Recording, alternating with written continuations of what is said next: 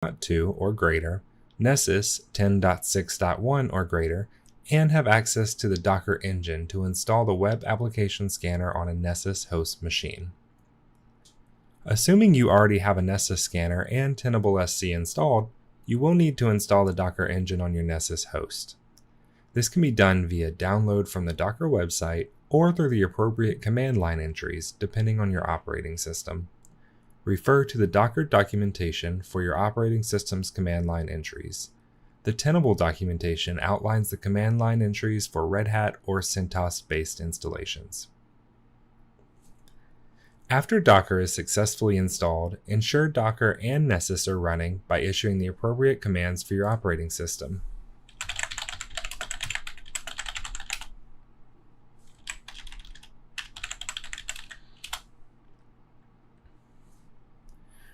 Retrieve your Tenable SC key with WAS activation from your customer portal.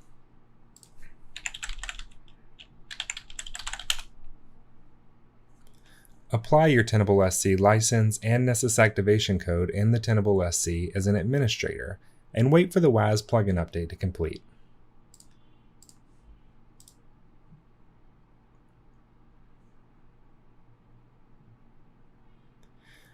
The WAS plugins can be viewed in the plugin/feed page under configurations.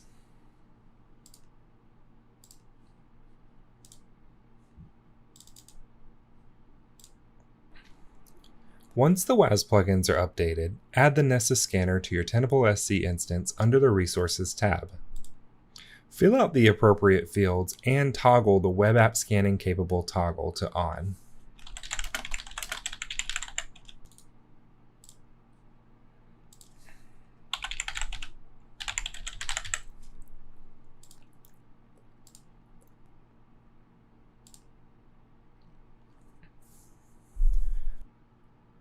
The Nessus scanner will now receive updated plugins from Tenable SC, which can take up to 30 minutes depending on the resources of your Nessus scanner. In the background, after receiving the WAS activated license, Nessus should be installing the WAS container. Once the status changes to working, it will be ready to use. This is also a good time to set up a separate repository for the web application results. Under Repositories, add a repository and select Universal.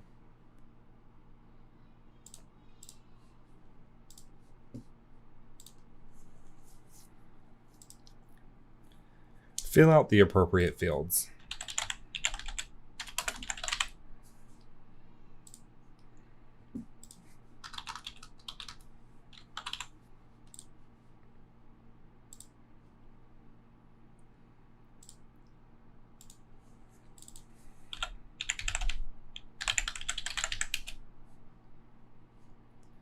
Log in as a security manager and verify Web App Scans is available under the Scans menu.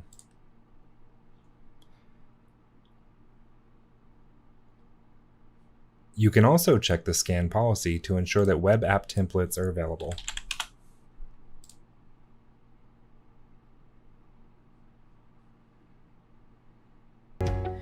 In addition to using one of the many templates available, you can create your own dashboard from scratch. Before you start, you should have a good idea of what sort of information you want to see and how you want to see it. What is the purpose of your dashboard? Always search first to see if there is a template that fits your needs, even partially. Remember, any dashboard can be modified, and it's much easier to modify an existing dashboard than to create one from scratch. Also, how do you want to see that information? Do you want tables, pie charts, bar graphs? Or do you need trending elements such as line and area charts? Start by clicking the Advanced option. You will see several column layouts. The default is 2 even columns. That's a good format for most components. The narrower columns are fine for pie charts and very small tables. Select your format and give your dashboard a meaningful name. Go ahead and switch to your new dashboard. Now, if you were not happy with the format that you selected, you can edit that at any time.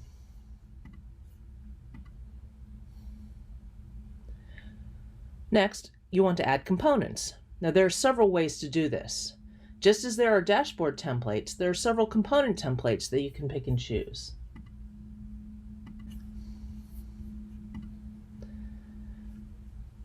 The icon, as well as descriptive text, tell you what the component is: table, pie chart, matrix, trend graph, and so on. Select the component that you would like. Add additional focus, such as by asset, IP address, or repository. I'm going to select for my Windows 2016 hosts. If you don't like where the component is, you can grab it and drag and drop to a different location. Another easy way to populate components to your dashboard is by copying. Let's say there's a component on another dashboard that I'd like to use. I can go ahead and copy that, name your copy, and select your destination dashboard. Once copied, you can edit that copy so that you can change the focus if you'd like to the assets for this dashboard or however you have it set up. Finally, you can also add new custom components: tables, bar charts, pie charts, etc. You can select previously created queries to quickly populate a component and choose the information that you want to see.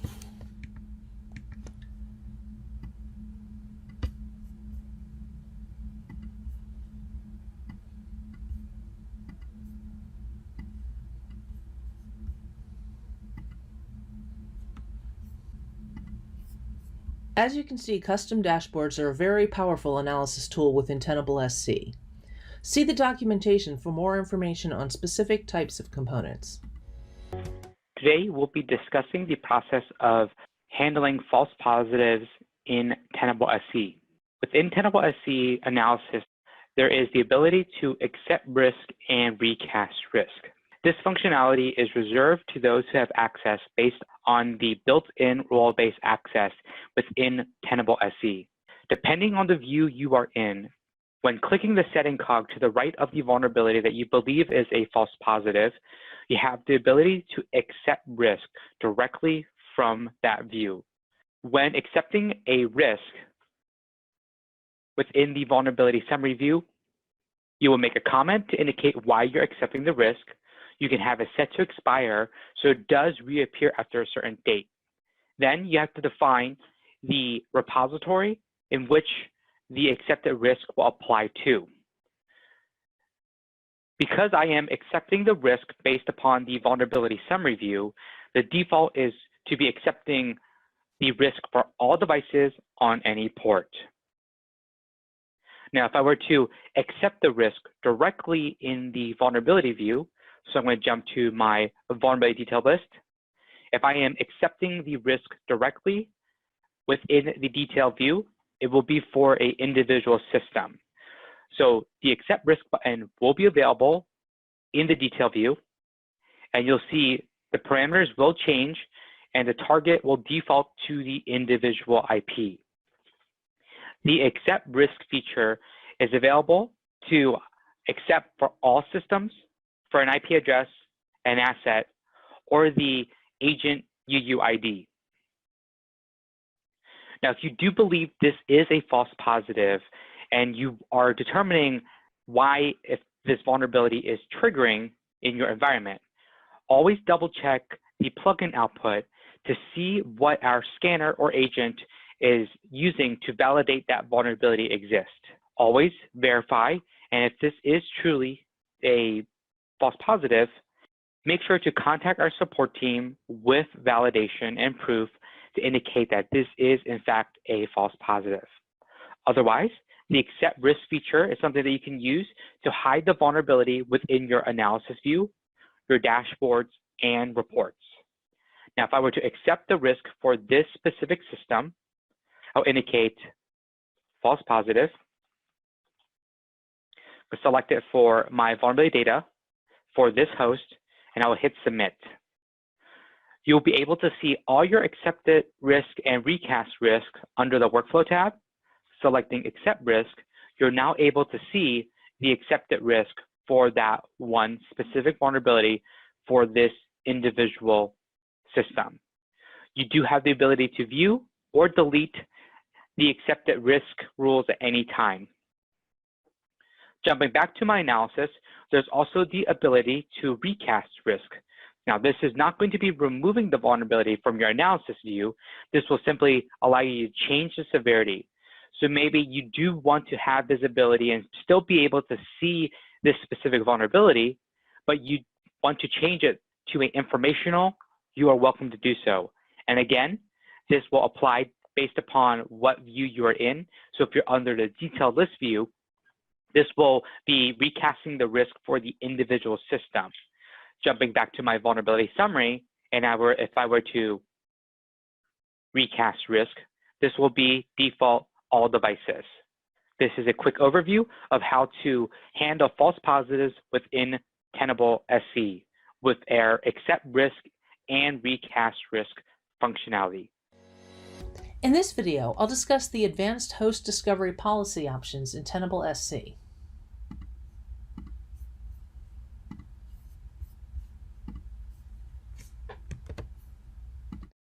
The Host Discovery Scan Policy template offers several options to select for what works best on your network.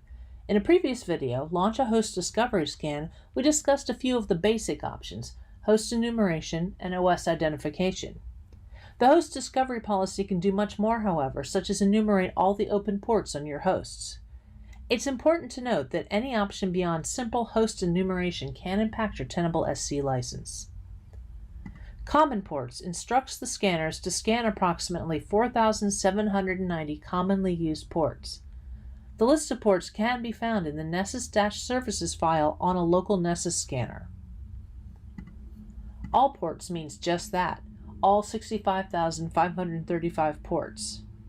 Selecting this option can greatly increase your scan time, so take care with it. Selecting Custom Discovery allows you to further adjust ping and port scanner settings. The policy is already optimized for the fastest and most accurate scan for most networks, but your network administrator can tell you what works best for your environment. Take care especially with UDP, though. A UDP ping, especially against Linux targets, can immensely increase your scan time. For port scanning, while UDP ports can be exploitable, save this setting for later assessment. UDP should generally never be enabled for a discovery scan. One thing you can do here, however, is limit the ports more by selecting only a few with a comma-delimited list. For instance, if I limit my scan to just a few ports and then add credentials to my scan, I can greatly decrease scan time and network traffic, as the scanner will then use local port scanners, such as Netstat and WMI. Today, we'll be discussing the process of how to perform a backup on your Tenable SC application installed on Red Hat or CentOS 6 and 7. First, make sure that you are logged in as the root user on the Tenable SC hardware. Verify the service itself has been stopped. To do that, use the command systemctl status S security C center, one word. You'll be able to determine if the service is still currently running. If it is still running, use the previous command and change that to systemctl stop security center. Once the service has been stopped, verify with the status command that the service has been stopped. Once indicated that it is inactive, issue the following command, ps-fu tns. This will ensure that there are no processes associated with the user TNS. In this case, I do not have any services or processes running associated with my TNS user. To double check and make sure that none of the services associated with TNS is running, you will use the kill all -u TNS, and that will kill any processes associated with TNS. In addition, issue kill all HTTPD.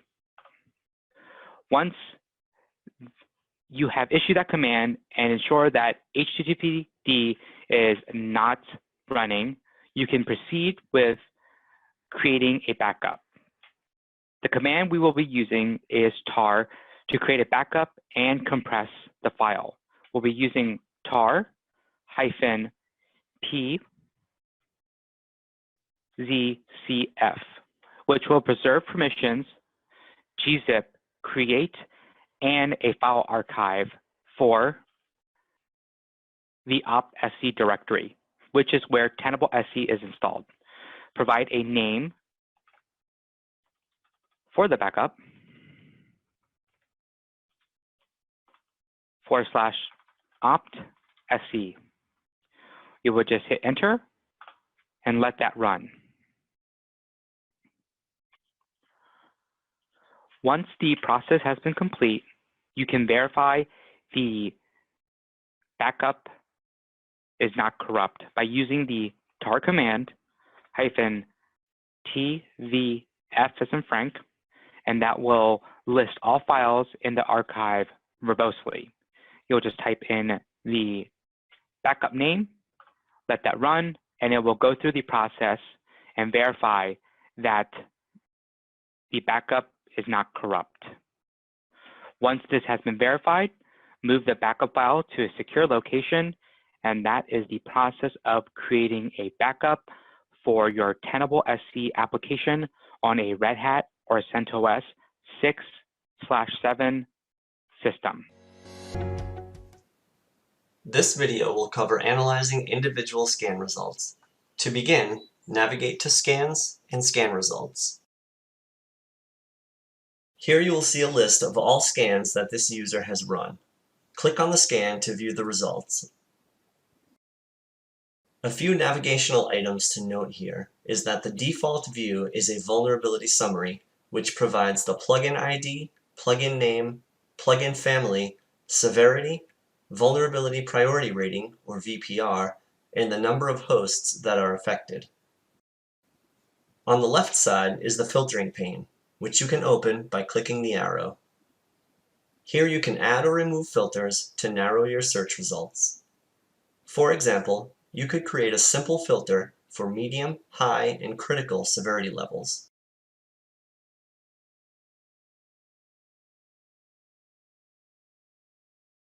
In addition to the filters, there are varieties of analysis tools that automatically slice the data into a meaningful view. For example, the DNS name summary provides a list of hosts by DNS name ranked by the total number of vulnerabilities which affect the given hosts. The IP summary tool provides a similar view but also includes a score column. It is important to note that the vulnerability score for an asset is computed by adding up the number of vulnerabilities at each severity level and multiplying it with the organization's severity score. It is also possible to drill down into the results by clicking on an item in the list. In this example, we can see a list of vulnerabilities affecting a given host. This gives us additional information, including the plugin name, the IP address, DNS name, MAC address, and the repository that the data is stored within.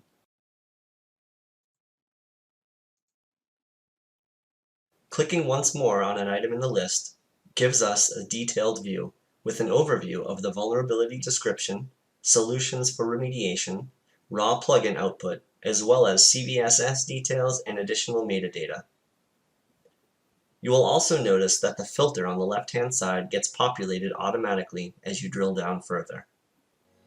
To map your organization's asset landscape to Tenable SC for easier scanning, filtering, and reporting. To begin, we'll go to the Assets section.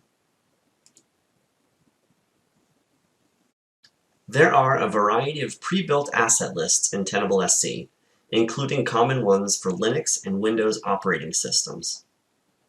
Let's walk through creating a new asset list. The Templates section allows you to browse through ready-made templates created by the Tenable research team. You may find a pre-existing asset list that meets your needs, which requires little to no modifications. You can search these pre-built templates using keywords that include operating systems, applications, device types, vulnerabilities, and more. You can also create custom asset lists. There are two main types, static and dynamic. Static asset lists are those which do not change unless manually updated. Dynamic asset lists use rules to automatically update the assets within them based upon a defined criteria. For example, you could define a dynamic asset list to automatically include all assets identified as Windows servers. In this example, we'll create a static asset list for a specific range of IP addresses.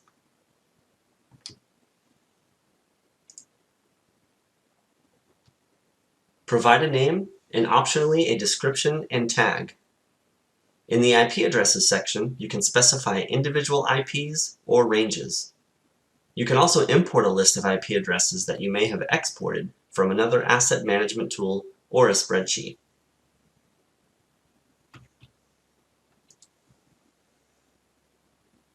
After saving the asset list, you can use it in a variety of places within Tenable SC, such as vulnerability analysis, dashboards, and reporting. For example, let's navigate to our vulnerabilities.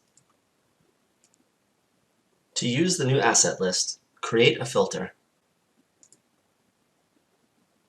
We'll choose Select Filters and choose the Asset filter.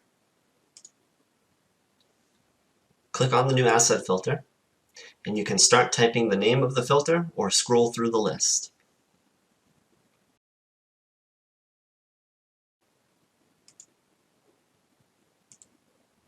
Click Apply All. Now we have filtered the vulnerability summary to only show vulnerabilities which affect systems in our asset list. This video will discuss classifying assets based on vulnerability data in Tenable SC. Tenable SC assets are lists of systems within a Tenable SC organization. You can create an asset list to group devices that share common attributes.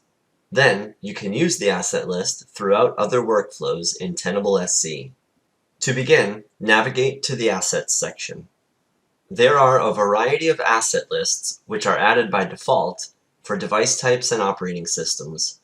Add an asset list based on vulnerability data. In the Templates section, click Vulnerabilities. You can add these ready-made asset lists with the click of a button. You can add the Critical Vulnerabilities asset list, which identifies all assets with at least one critical vulnerability. If desired, you can view the number of assets on a per repository basis. You can further refine this asset list by using it as a base and making edits. For example, add another rule to focus on Windows systems. First, change the clause from any to all. Next, add a new rule. Choose operating system as the filter and use regex as the matching operator. This will match on the different spellings of Windows. Next, change the name and description to match the updated rules.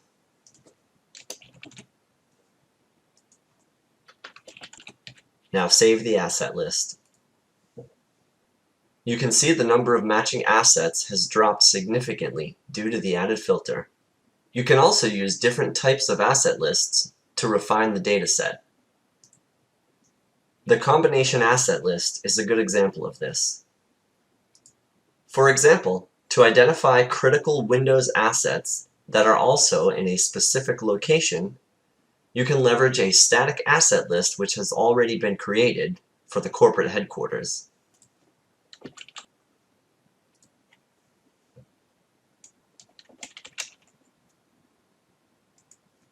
Using the AND clause, this combination asset list will identify the systems that exist in both lists to produce a list of Windows assets located in the corporate headquarters.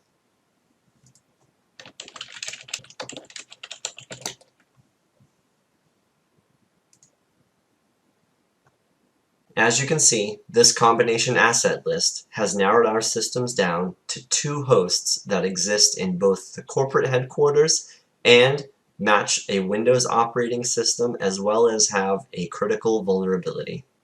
You can now use these 2 asset lists to do analysis, create dashboards, and run reports. As an admin on Tenable SC. With the release of SC 5.10.0, you now have the ability to add API keys for Nessus managers and Tenable IO scanners. On Nessus scanners page, add or edit a pre-existing scanner to add API keys. Please note that API keys will be used only for agent scans. Toggle on the API keys button and to add the API keys. Now you will have to enter the access key and secret key that were generated from Nessus or Tenable IO scanner. To generate these keys, log into the Nessus or Tenable IO scanner. Go to my account page and then click on API keys tab. Here you will see the generate button. Once you click on the generate button, you will be displayed the access key and secret key. Copy and paste the access key and secret key retrieved from Nessus or Tenable IO scanners onto our Tenable SC page.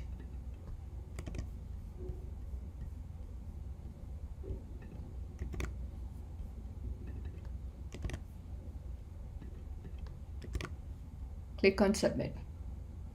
This is how you set up API keys on Tenable SC.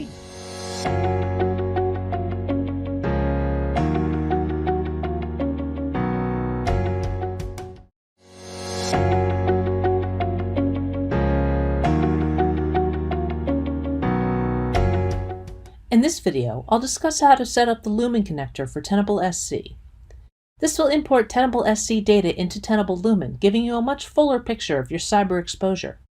To use this feature, you must have Tenable SC version 5.13 or higher installed and own a Tenable Lumin license within Tenable IO. Log into Tenable SC as an admin user. Set up the Lumin connector here under System, Configuration. You will need to obtain a set of access keys from the user settings in Tenable IO. To do this, log into Tenable IO and navigate to the User's Management page. Select the user you wish to use to connect to Tenable SC. This user should have an administrator role. Click on the API Keys tab and generate keys. Note that API keys are only visible here upon initial generation, so make sure you copy the keys and keep them in a safe place. Once you have generated keys, resetting them will break the connection. If you must reset them, you will need to ensure you put the new keys in the Tenable SC configuration.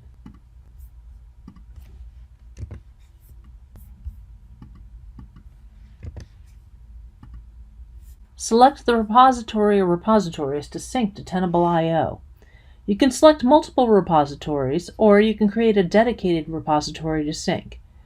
Data will populate in Tenable Lumin within 48 hours, or you can choose to manually sync the data. Additionally, every time a scan runs in Tenable SC where the import repository is set up to sync, that scan data will then be transferred to Tenable IO for evaluation. Static IP asset lists in Tenable SC can also be synced with Tenable Lumin. This creates a similarly named tag for the synced assets in Tenable IO. For example, here I have my internal lab assets list selected to be synced.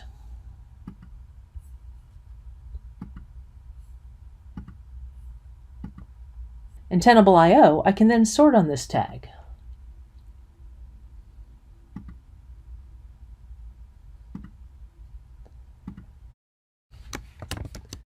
And that will show up as Tenable SC contains, and then internal lab assets is the same name as my static asset list. And there are my synced assets. We're going to demonstrate how to create a custom NASL plugin package for Tenable SC. NASL, or Nessus Attack Scripting Language packages, include 3 components: a required custom feed info file, which looks like this, one or more custom plugin files zipped up in a tar file,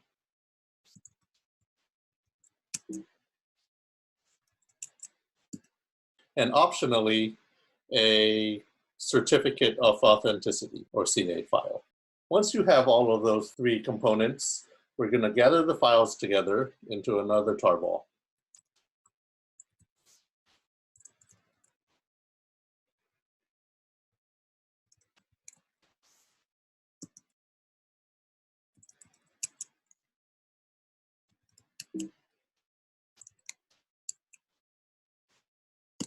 And there you have it, your own custom Nazzle plugin package. In this video, I'll give a broad overview on how to set up a custom report in Tenable SC. In addition to using one of the many templates available, you can create your own report from scratch. Before you start though, you should have a good idea of what sort of information you want to see and how you want to see it. What is the purpose of your report? Who is the audience? Always search first to see if there is a template that fits your needs, even partially. Any report's definition can be modified, and it may be easier to modify an existing report than to create one from scratch. Also, how do you want to see that information? Do you need details for every vulnerability, or prefer concise tables, charts, or graphs? If the latter, consider creating a dashboard first for what you need. You can always export dashboards to a PDF format. Custom reports can be created for PDF, CSV, or RTF output. The CSV is the simplest. Just name your report, specify the filters you want and what display columns you want to output, and set up either the schedule or run it on demand. You can also, of course, select existing queries to quickly populate your filters. And then you can add additional filters if needed.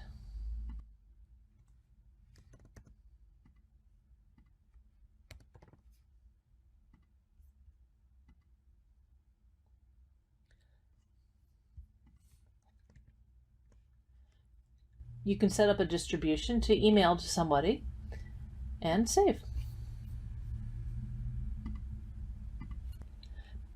PDF and RTF reports can be much more complex. These are created using grouping elements. You want to start with a chapter. This serves as a framework for the grouping. Once you have that set, you can create further subgroups or add text or chart elements. Many of these elements have the same attributes as those you would add to a dashboard. By default, hosts and vulnerabilities are listed in the report individually. The iterator is a powerful grouping element as it allows you to change this. Here, you can specify how the report groups its data by host, by port, or by vulnerability. If you have added a subgroup element, such as the iterator, you still need to add at least one text or chart element so that the system knows how to display your data. Generally with iterators, you want to add a table.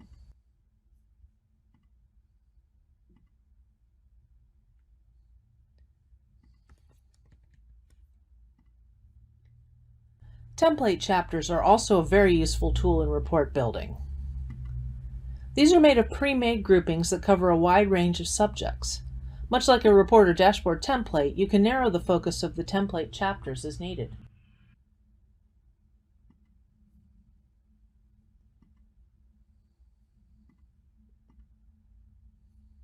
Whether you build your report from the ground up or partially use templates, Tenable SC has many reporting options. Take a look at how to gather a Security Center diagnostic file, a debug, when the Security Center UI is inaccessible.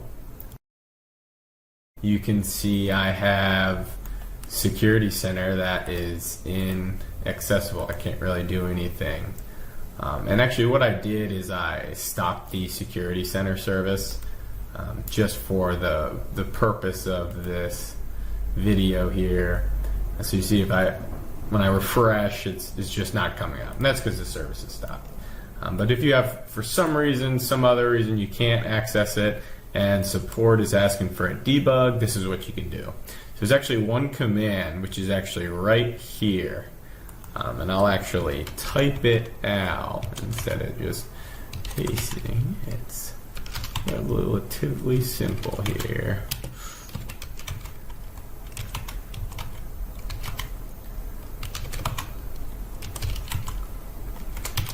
And so once I run this command, it actually goes through the process of generating the diagnostic file, which is very helpful for support and for troubleshooting issues. And at the end, it shows the package is available at opt.scdebug.zip. So this is the file that is available if you were to, from the UI, log in as admin and click on the System tab, Diagnostics, then you can create the diagnostics file. So now that it's here, you can check that directory, which I have already navigated to, and you can see the debug.zip file is here. It was just recently created.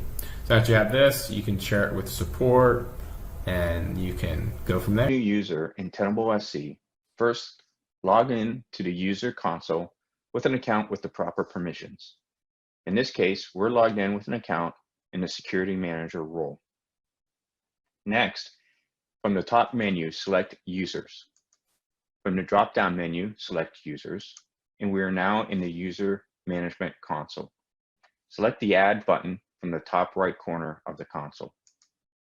We are now in the Add User form. You have the option to add the first name of the user and the last name of the user. You are required to put in a username and a password and confirm that password. If this is a temporary password, you can use the toggle switch that will require the user to change their password when they log in. Select the time zone for this user, and under membership, select the role that this user will be a part of. All of our roles are documented in our online documentation for Tenable SC. In this case, we're going to take executive role. You have the ability to change the group permissions for this role and this user by selecting the toggles for Manage All Users or Manage All Objects. In this case, we're going to leave them as default. If this user will be managing a set of assets, you have the ability to select an asset list that will allow them to manage only those assets. Simply click on the drop-down box and select the asset list that pertains to their assets.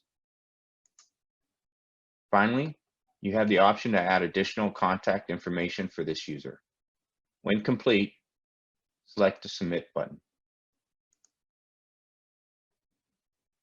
Today, we're going to learn a little bit about creating a port scan within Tenable SC. So the first thing we're going to do is click Scans, and we're going to create our port scan policy. Click Add here in the top right, and we're going to build this particular policy based on our host discovery scan. So we'll name this policy appropriately. And in this configuration setting is where we will choose the port scan. So port scan common ports, port scan all ports. Common ports is just going to scan the lower range. All ports obviously is going to scan between 1 and 65,000 plus ports. Go ahead and submit that particular policy, and we will slide over here to active scans. We will add an active scan, and again, name appropriately. We will choose our port scan policy. We will select our default repository in this case. You may have a different repository you want this to go into. We will go to targets. I'm just going to pick an IP address on my local range. And we would go ahead and submit that particular scan.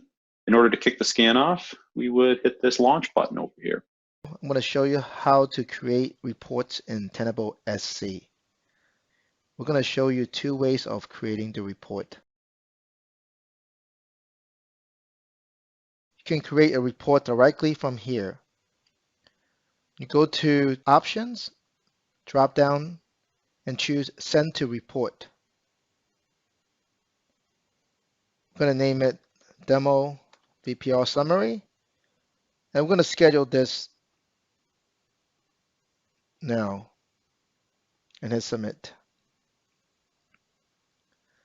You're going to go to Reporting, Report Results, And here's the report that is created and currently being generated.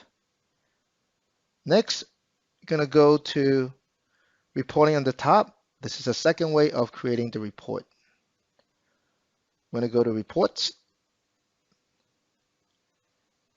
and we're going to add. There are multiple templates in Tenable SC. You can choose the templates, or you can customize as well. Or you can search your templates. We're going to search for a vulnerability template.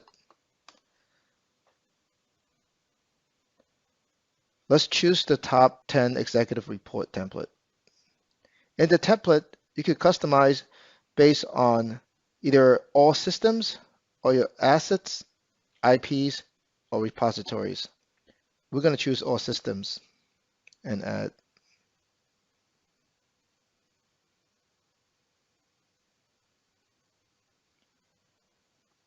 Now we're going to edit this report,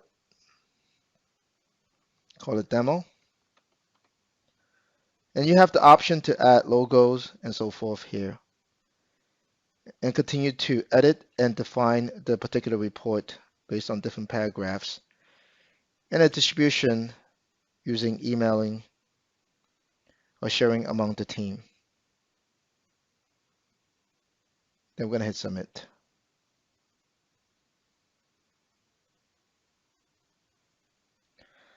Now you can generate this hitting the play button on the right. And we're going to go back to report results. And there you go, it's currently generating. We're going to look back at the report that was generated in the beginning. I'm going to click on that and you just download the report. In as an admin user.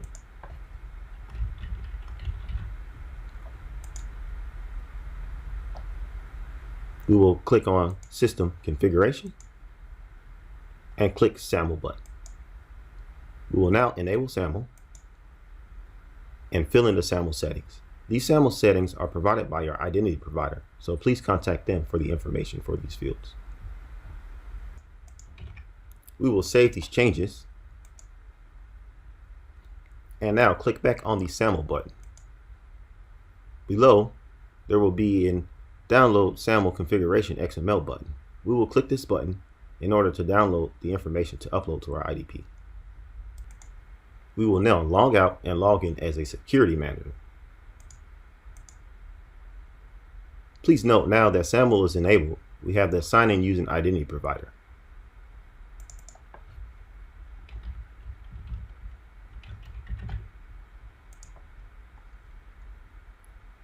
We will now create a user, a SAML user.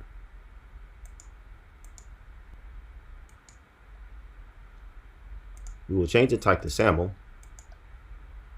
and create this SAML user. Please make sure this user exists on the identity provider and the username attribute matches up with the SAML configuration page. We will now log out. We will upload our SAML configuration XML to a public-facing website called SAML Test ID. You can use this website to test your SAML connection. We will upload the recently downloaded SAML configuration XML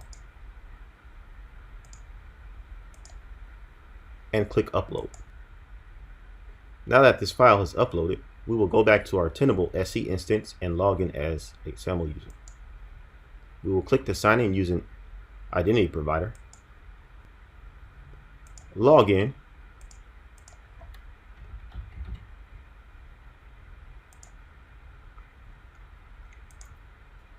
click the accept button, and we are now logged into our Tenable. Today I'm going to show you how to create an LDAP user with Tenable SC. Please verify that your LDAP settings are entered in and working correctly. Once you have the LDAP settings entered in, log in as a security manager account and click Users and Add User.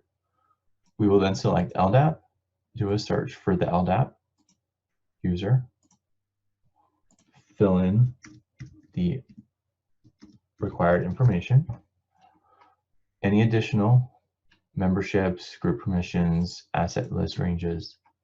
Once you have all that confirmed, hit submit. Now that you've seen we added this account, we will try to log in.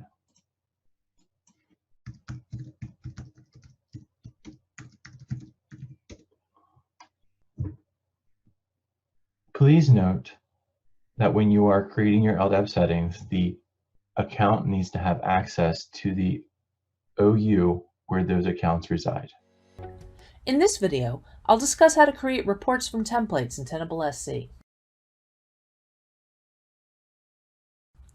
There are a few pre-built reports that can automatically populate with each user.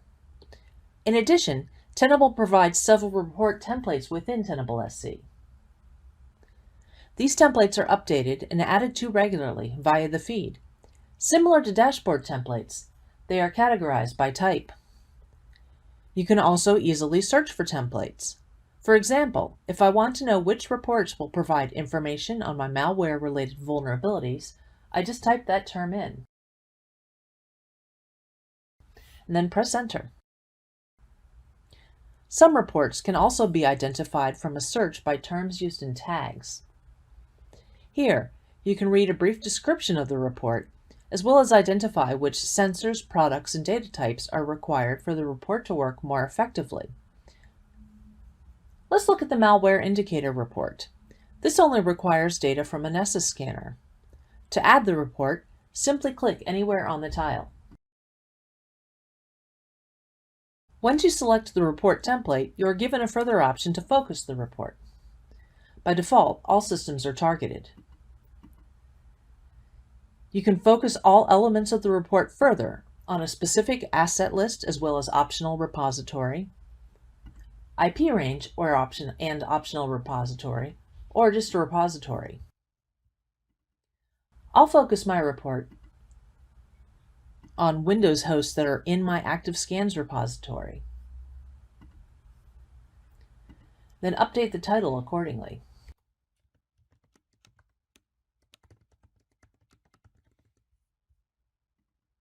Then just click Add.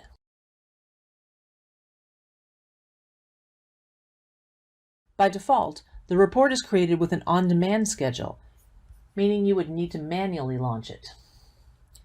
You can edit the report further from here. Create a schedule, as well as add a watermark or logo and an encryption password.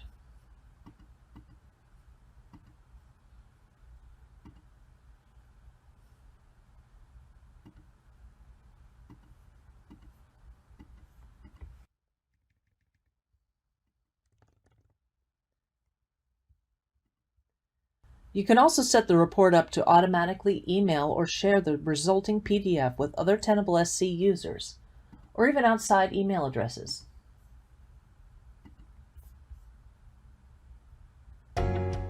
This video will discuss using dashboard templates. The dashboard capability of Tenable SC makes it easy to view your security posture at a glance through a variety of dashboards focused on specific metrics or more broad vulnerability data. There are a few built-in dashboards, and the first one we'll look at is the Vulnerability Overview. Dashboards are comprised of components, which can be a variety of charts as well as tables, which you can see here. As the name implies, this dashboard is good for understanding the most pervasive vulnerabilities and assets in your environment. The Top 10 Vulnerabilities chart lists the most prevalent vulnerabilities as well as the number of affected assets, as noted in the total column. The Top 10 IP Summary component provides a list of the IP addresses ranked by their vulnerability score. In addition to the built-in dashboards, it is easy to add additional dashboards via templates. Click the Add Dashboard item to begin. These templates are provided by Tenable and are categorized by type. You can also search for templates. For example, if you wanted to search templates related to Windows systems, simply type Windows in the search field.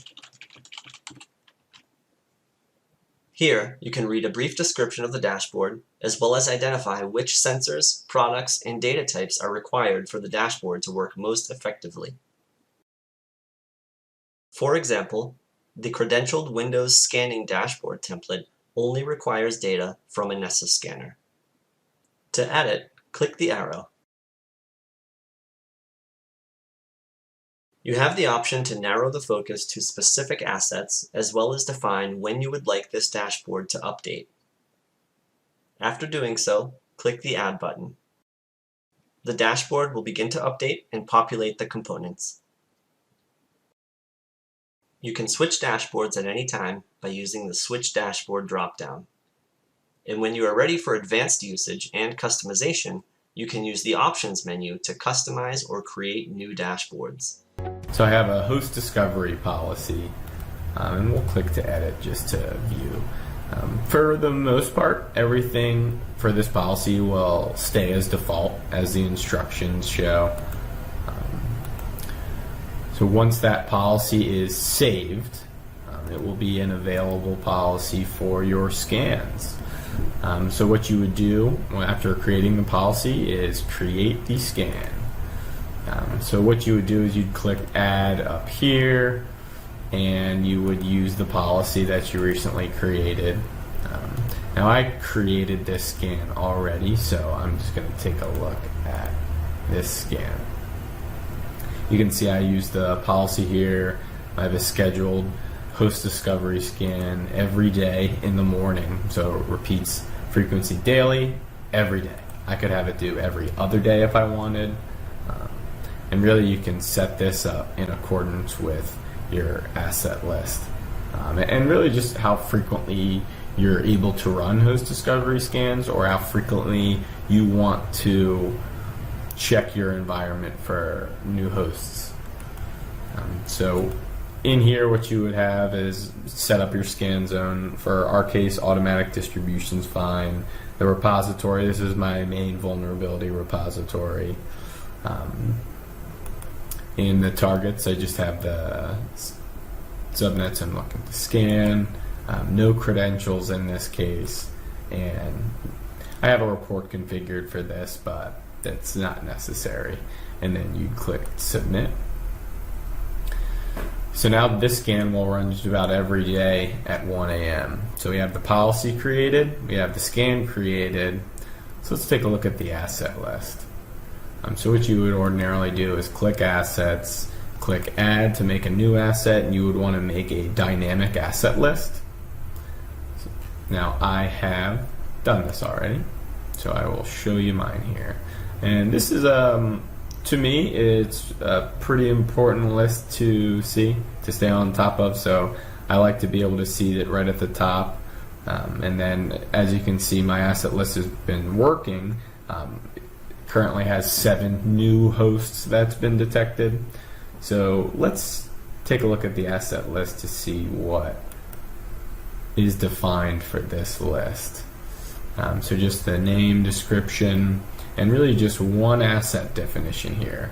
And what it is days since discovery is less than one day where this plugin ID is discovered. You can take a look at what this plugin is. So it's ping the remote host. So once this is reported in a host discovery scan, or once it's reported on a host for the first time ever, it will show. So that plugin, this asset definition, is how this is populated. So once I launch the host discovery scan, and this plugin is detected on that host for the first time ever, then it will be populated on this asset list. I'm going to be talking very much about the vulnerabilities themselves, as that's going to be covered in the links noted with this video. First, let's talk about detecting Log4j and the associated vulnerabilities. Tenable has released both plugins and scan policies to help customers search for this in their environments. The plugins and the scan policies will appear automatically in the application for most customers. Air-gapped environments will want to make sure that they update both the plugins and the feed to get these new assessment tools. Simply go to Add under Policies and select the policy that you want. Detailed descriptions of these policies is also available in the links below this video. Once the policy is added, simply click Submit and it will be available for use. Once this is available, go to Active Scans and click Add an Active Scan. Select the policy that you just created, and now you can run a scan using it. We do recommend that on internal scans you add credentials. This will make the scan more efficient and help you assess your network more thoroughly. Once your scans have finished, you can track the findings with a new dashboard. This is called Log4Shell Critical Vulnerability, and it's available by going to Options, Add Dashboard, and searching for Log4Shell. Simply click on Add, and it will be available for use. This dashboard will cover the findings for the Log4j vulnerability, as well as other Java and Apache detections that are posing risk in your environment. Tenable SC customers can also use both queries and assets to help with their tracking of these within the tool. For example, I can use this query to track any Log4Shell detections from a vulnerability perspective. With an asset group, I can also use this asset group to detect where Log4j might exist in my environment. Thank you for watching, and good luck remediating these series of vulnerabilities. Log in as an admin user to Security Center. Then navigate to System, and then Configuration. Then click the Miscellaneous tile. Now, under Scanning, toggle on IP randomization. Then hit Submit. Remember, if you have existing scans, and even if they were created ahead of time, once you flip this switch, all scans will randomize their IPs. This will help alleviate network load imbalances during scans.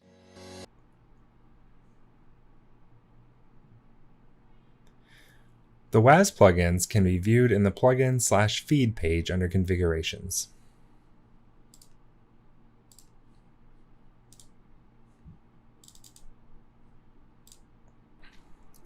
Once the WAS plugins are updated, add the Nessus scanner to your Tenable SC instance under the Resources tab.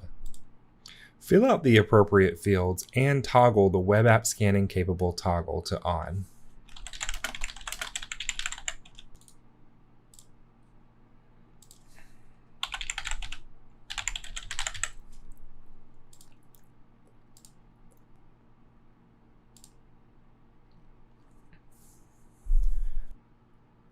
The Nessus scanner will now receive updated plugins from Tenable SC, which can take up to 30 minutes depending on the resources of your Nessus scanner. In the background, after receiving the WAS activated license, Nessus should be installing the WAS container. Once the status changes to working, it will be ready to use. This is also a good time to set up a separate repository for the web application results. Under Repositories, add a repository and select Universal.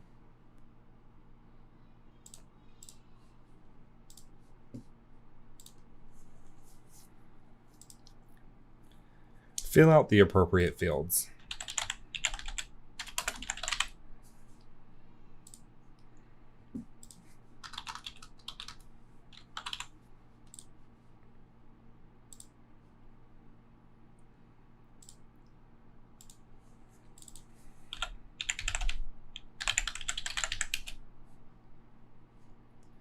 Log in as a security manager and verify Web App Scans is available under the Scans menu.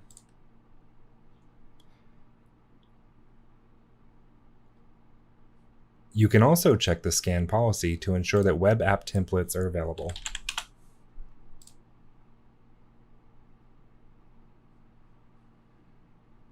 In this video, we will demonstrate the process of exporting an asset list within Tenable SC.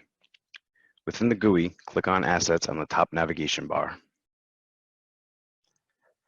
Select the desired asset list you wish to export and click on the gear icon on the right-hand side. Scroll down to Export, and your asset list will be exported to your Downloads folder. So we are going to click into our scan results section to view the scans that have been completed. We're going to Come over here on the right side of any one of the scans that have completed. We'll click on the little gear icon and we will download. This will download a zip file. Within that zip file, you'll have a .nessus file, which will give you the scan results, all packaged up and exported from Tenable SC. So we'll click download. We see it download here, and we have now exported scan data from Tenable SC. Demonstrate two ways of identifying when vulnerabilities were first and last seen in your environment using Tenable SC. We will begin in the Analysis Vulnerability section. To identify all vulnerabilities first seen more than X days ago and last seen less than Y days ago, we will expand the teal greater than symbols to the left. From here, we will choose Select Filters, and we will find Vulnerability Discovered. Select and apply, and now we will set it to a value. There are many pre-built options for you to choose from, but you can also choose a custom range of dates. For example, if I wanted to identify all vulnerabilities first seen 60 or more days ago, I would set the custom values to 60 and all. Click OK to apply the value. Now, if we also wanted to determine if these vulnerabilities were seen recently, then we would choose Select Filters again and find Vulnerability Last Observed. Select and apply, and again, we'll set it to a value. The same pre-built options exist. In this case, we'll choose within the last 7 days. We'll apply that, and now choose Apply All to apply the filter set to our results. The results displayed were all identified 60 or more days ago and last seen within the last 7 days. I can choose one of these vulnerabilities on one of these hosts and drill in, and you will find in the Discovery section, it identifies when we first saw this vulnerability and when we last saw it on this particular host. Now, if instead we wanted to identify when a specific vulnerability was first and last seen on a system in our environment, we'll go back to where we started here.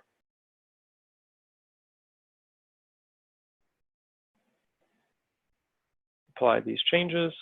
So now we'll go to Select Filters and we will choose Address and click Apply. We'll set it to a value of the system that we're looking for.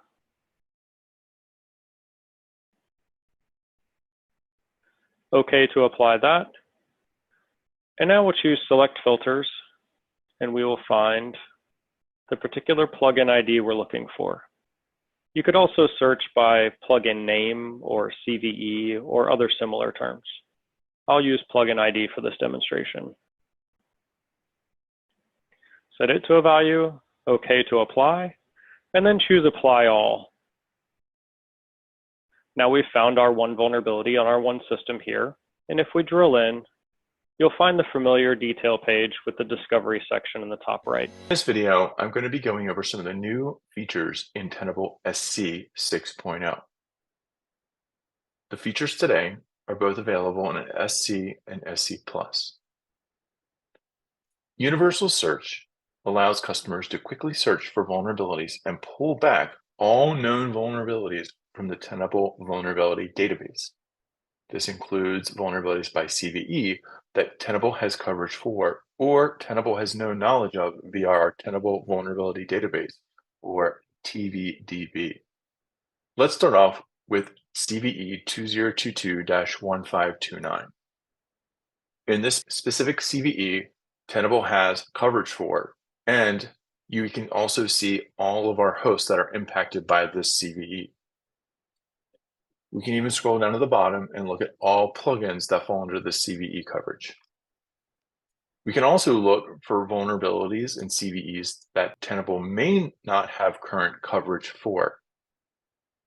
In CVE 2021-34398 is a NVIDIA CVE. Currently, Tenable does not have a plugin for this CVE. However, we do have threat intelligence about this specific vulnerability via our VPR key drivers. With Universal Search, we've shown how customers can quickly search for vulnerabilities that Tenable has coverage for, both in product and through our Tenable Vulnerability Database. These plugins and these updates happen automatically through our plugin feed and our feed updates via offline updates or online updates. We're going to go over the new Health Overview dashboard in Tenable SC 6.0. This dashboard is available in both SC and SC+. In SC 6.0, Tenable is giving Tenable SC administrators visibility into infrastructure health in an easy-to-use dashboard so that you can react accordingly. Tenable can also make performance and optimization recommendations through dashboard updates. Tenable is currently planning on enhancing the health dashboard in future releases. Let's go over some of the new features in this dashboard. As you can see, Tenable is going to inventory your current Tenable SC installation, and we're going to make recommendations based off what we discover. As you can see, we do not have SMTP configuration, and we can look at our repository sizes. We can also hover over the various tooltips to get more information about these recommendations. We can look at the job queue, scan zones, job queue delays. We can also get some recommendations on why and how we can solve this. We can look at scan zones that overlap, scanners that are not working due to various errors. Tenable can also make recommendations on scanners in a zone. If you have Nessus agent managers as network scanners, this can be a problem as this can hurt performance. We can also look at degraded scan zones that are not running or could reduce scan performance. We can also look at the Nessus agent managers or Tenable IO that are not utilizing API authentication. As you've seen, the Health Dashboard gives Tenable SC administrators visibility into their infrastructure to quickly spot issues in their Tenable SC instance. You can also review Tenable's best practices by hovering over the various tooltips in each section. Quick overview of our updated tables and grids function in Tenable SC. So let me show you this new feature. If we jump into the analysis page, you'll see an all new table and grid layout here, and that allows for us to resize columns. It also allows for us to move columns so that we can get everything in the exact order that we want. The other thing to show you is that we can now perform bulk updates for accept and recast risk. So if I was to do this right here and say accept risk, this risk is now mitigated. Select my repositories, select my targets, and do a submit. If I now go back and filter on accepted risk, you will see here that we have all of our comments showing against all of our risk mitigations. And again, I can move this to my most appropriate view so that I can see it exactly where I want to see it. This same capability of dragging and dropping columns and doing the resize is available anywhere that there is a table, so such as in the dashboard page. If I wanted to see my mediums first or my criticals first, I can do that. I can resize the dashboard element. Same thing is true in solutions view. Same thing is true in host assets, looking at the findings and the software inventory stack. Thanks so much for joining us for this quick. Welcome to an overview of all of the new features that we have introduced in Tenable SC. What we are going to look at on this video is the brand new host assets view. So this doesn't replace anything that is already existing in prior versions of Tenable SC, but what we have done is we've added this new view here where for the first time you can anchor on your assets, see all of your assets listed here. And of course, all of this is clickable. So if we drill into this particular asset here, we can see what it is. We can see what type of server it is, the findings in terms of the vulnerabilities, but also we have this new capability that on a per asset basis, you can also see all of the software that is listed. So we are excited to introduce this new functionality to you, and we hope you enjoy using this new feature. In this video, we will be walking through Tenable's provisioning portal, which allows customers to directly assign IPs and assets to their purchased consoles and containers, and also to create Nessus agent managers. To access the portal, head to provisioning.tenable.com and log in using your community account credentials. When you first log in, you'll land on the Tenable SC page.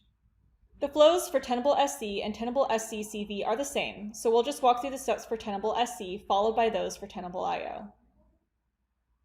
What's displayed here are all the parent license codes you have for Tenable SC, in this case just one, and you can see the total number of IPs and consoles that you have under each parent license.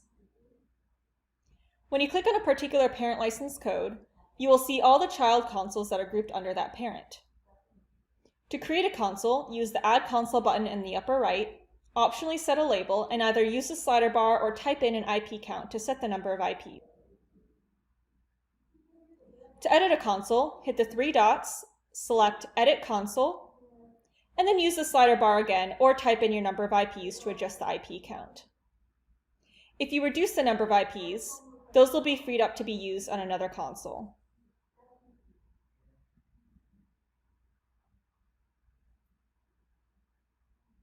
You can also delete a console using the Delete Console button. Once you've created a console, you will need to click on this link to go to the products page in Community so that you can set the hostname and download the key file. Note that whenever you edit a console size, you will need to re-download the key and upload to the respective host for those changes to take effect. Also keep in mind that it might take a minute or two for a new console to show up in Community. We also allow you to create Nessus agent managers through the provisioning portal.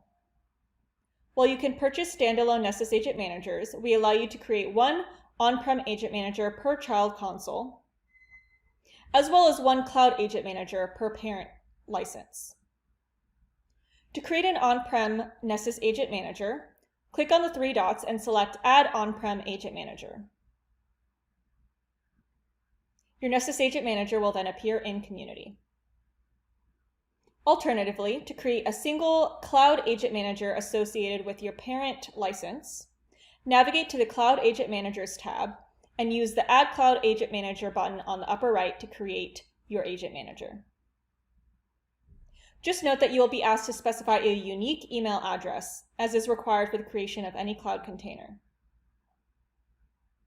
Now let's review how to create a Tenable IO container. The flow for Tenable IO is similar. Click on Tenable IO on the left and you'll be directed to this page, which lists all the parent license codes you have for Tenable IO.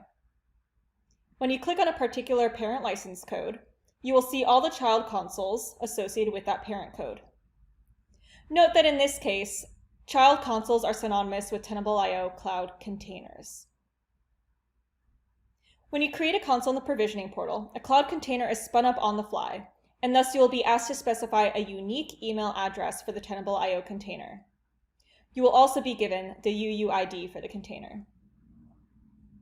As with Tenable SC, you can create, edit, and delete consoles, and you can shift assets from one to another.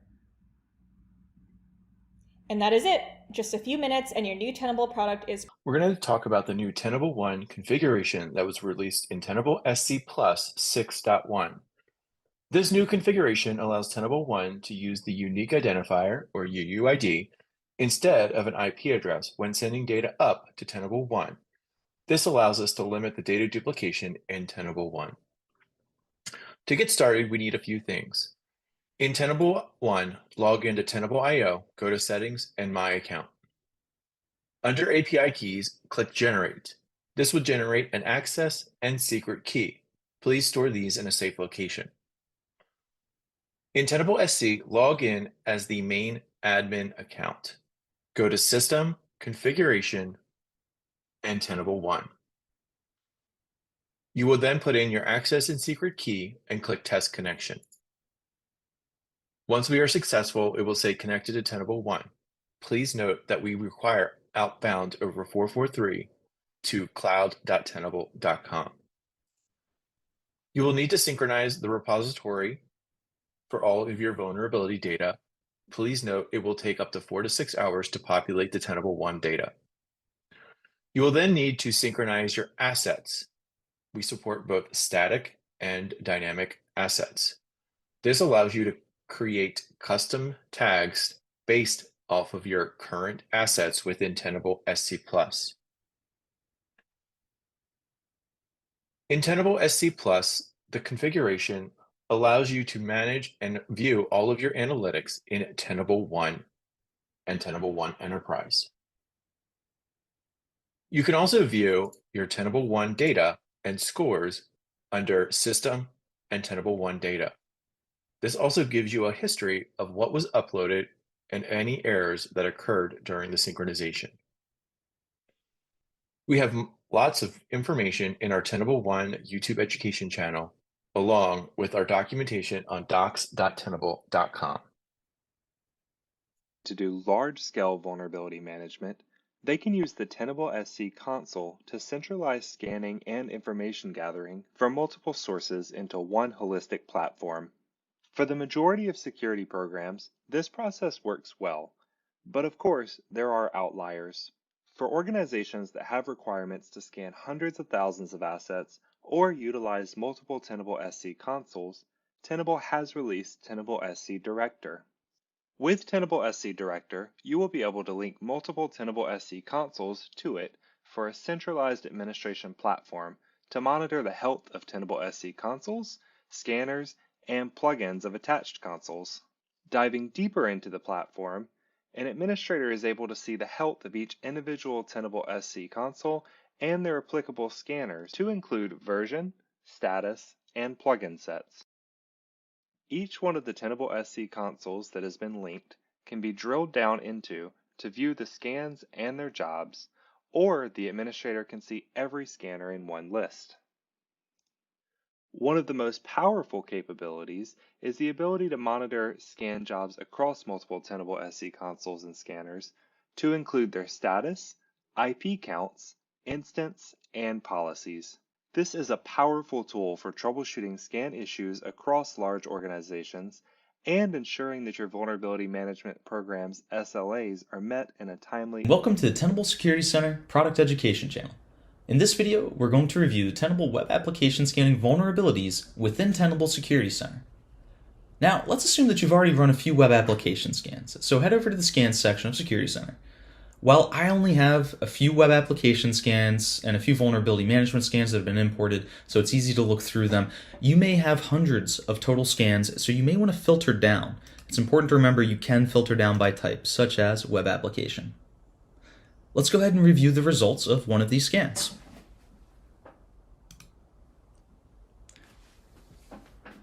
As you can see, there are quite a few vulnerabilities in this scan. I tend to put these vulnerabilities into roughly 4 buckets. The first class of vulnerabilities falls into kind of foundational hygiene, such as HTTP headers and SSL TLS. And then the second bucket tends to fall into that component-based vulnerability. Now, the component-based vulnerabilities are very similar to those that may have a security center or a Nessus background. And this is because we are looking for a type of software in use along with an associated version of this software and vulnerabilities associated with them. The methods used to find these versions include reading response headers, traversing the site for known paths and URLs indicative of certain technologies and versions, and even interacting with the console within DevTools. In this particular case, we see not only vulnerabilities associated with the versions of Apache, but we also see a vulnerability that's critical in that the version of Apache is actually unsupported. We recommend starting with these first 2 categories, and again that was SSL TLS along with the security headers, and component vulnerabilities, as those are generally the easiest to remediate. The next grouping of vulnerabilities is the web application specific vulnerabilities, the ones that harken back a little bit more closely to the OWASP top 10. As an example, let's click into this blind SQL injection vulnerability. We see we have just the one here. Just like with the other vulnerabilities within Security Center, we're going to give you a synopsis with a description and then steps to remediate. And over on the right-hand side, you're going to see all exploit information, cross-reference details. Now, where it starts to deviate and differ is that in the identification of the vulnerability, it's going to be much more closer towards the actual exploitation of the vulnerability. It generally will not be an actual exploitation attempt, but it will be as close as possible in order to validate that the vulnerability does exist. Now, to get to the information that you need to send over to your developers or validate the vulnerability is not a false positive, over on the right-hand side, we see that we have the attachments. These can be downloaded and sent off to your developers or your red team penetration testers for validation.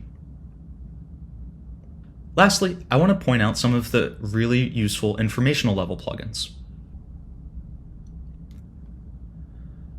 Important to call out here are the Web Application Sitemap, which tells you what pages the scanner found and which of those were audited successfully during the scan, Performance Telemetry, which tells you what the scanner was doing at each point of the scan, and Technologies Detected, which gives you a rough software bill of materials from the scanner's perspective. There's also tons of other great plugins as well, such as detection of APIs, authentication-related plugins, and the like. Thanks for tuning in. See you next time. Today, we'll be discussing the process of how to link Tenable IO or Tenable SC into your Jira on-prem version 7. Version 7 is currently the only supported version for this integration.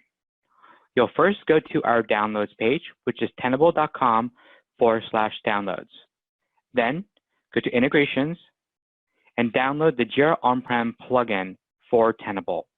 That should download as a OBR file. Once the file is downloaded, you'll go to your Jira as the administrator and go to Settings and Add-ons.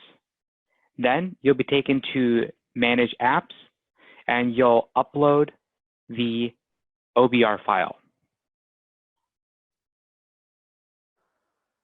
You can then proceed to upload the file and the add-on will now be installed on your Jira on-prem. Once installed, you'll be able to see that the add-on plugin is now included. Then you can go into the modules and see what has been added. If you are strictly using Tenable IO, you can disable the Tenable SC portion. If you're using Tenable SC, you can disable the Tenable IO portion. Refresh the page, and you'll now see Tenable IO configuration and Tenable SC configuration that is available. Go to Tenable IO, and here is the address for Tenable IO, which is cloud.tenable.com. You'll enter your access key found in Settings, My Account, API Keys, and generate your key. You'll see your access and secret key. That is where you'll enter the access and secret key for the Tenable IO configuration. You can also specify the vulnerabilities and the sync time. In this case, I'm going to set for June 1st. And you can determine what the lowest severity will be imported, either that be low or informational. You can set the interval, default being 60. I will then select the project. You can create a project for the Tenable IO vulnerabilities so that there is a separate section in your Jira for the Tenable IO vulnerabilities. I will then save, and that will now link Tenable IO vulnerabilities into your Jira on-prem. For Tenable SC, very similar process. You'll enter the Tenable SC IP address, the username, and the password. The sync of the vulnerability since, the lowest severity, the interval, and then similarly, you can create a project for your Tenable SC vulnerabilities, and you can save. Now I'm going to drop down, and I can see my projects, and you'll now see the vulnerabilities from Tenable IO or Tenable SC.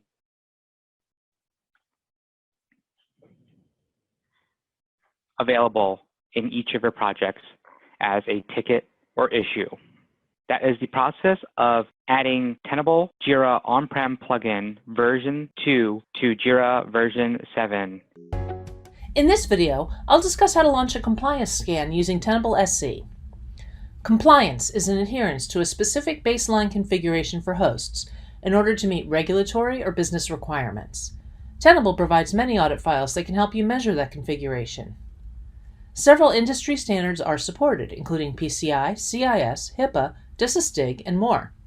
Additionally, Tenable SC supports audits for multiple operating systems, applications, and network devices, as well as auditing file contents and custom audits.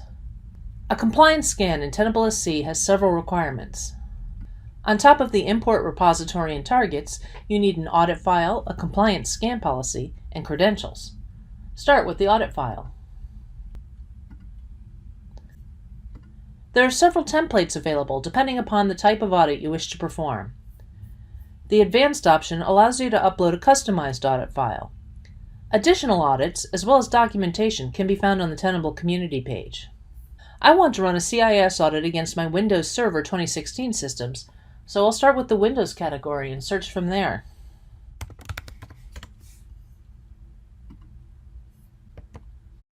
Give your audit a meaningful name.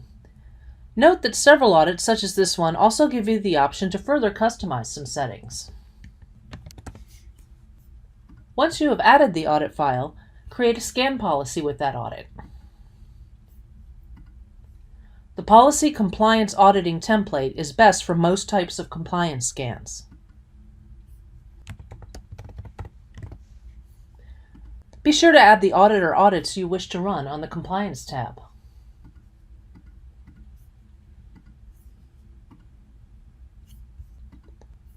Now I'm ready to add the scan. Give your scan a meaningful name and select your audit policy. Choose an appropriate import repository. Add targets. If you scan multiple targets, Tenable SC will automatically check the operating system first before attempting to run the audit. Audits are only run on targets where the audit check type matches up with the target OS. Remember, all audits require credentials. The level of permissions in the credentials may vary depending upon the audit checks. Many Windows audits will need an account that has domain privileges as well as registry and WMI access. SSH credentials should generally have root access or use privilege escalation.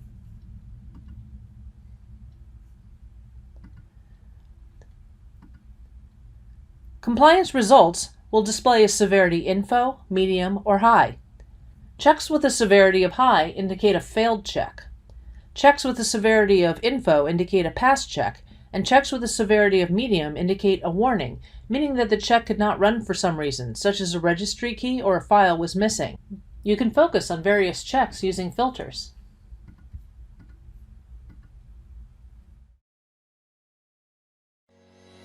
This video covers launching a credentialed scan in Tenable SC. Credentialed scans perform local checks on your assets using tools such as Netstat or WMI.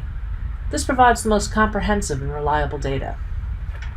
A credentialed scan in Tenable SC has multiple components: the policy, the credentials, and the scan targets. First, we'll set up the policy. The credential patch audit template is the simplest to use for this type of scan. There are many settings that can be customized for the scan policy, but the defaults are sufficient for most networks. However, since I'm going to be scanning a Windows asset for this demonstration, there is one setting I'd like to change. Many Windows systems have domain and local users that are outside the default ranges, so I'd like to update this in order to make sure all the users are enumerated.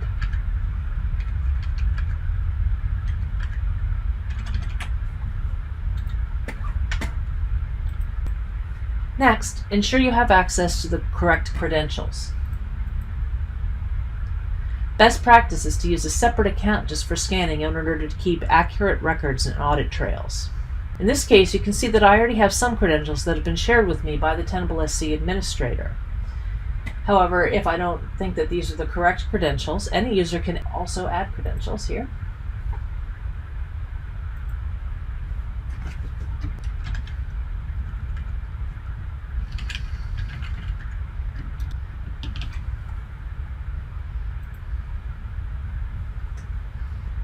Now we'll set up the scan.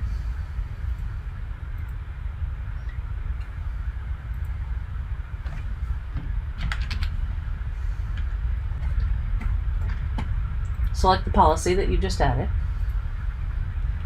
And it's best practice to assess your network regularly with credentialed scans, so I'll set this up to run every other day.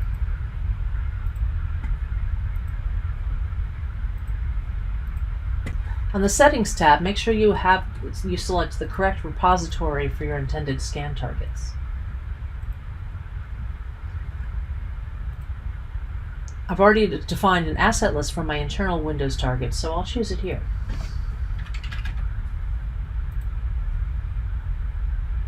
Now add the correct type of credentials for your target system.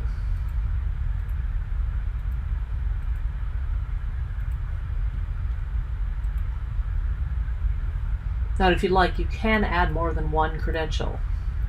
That way, if you're not sure which one is correct, it'll try all of them. You can also add a report to run based on the completed scan results.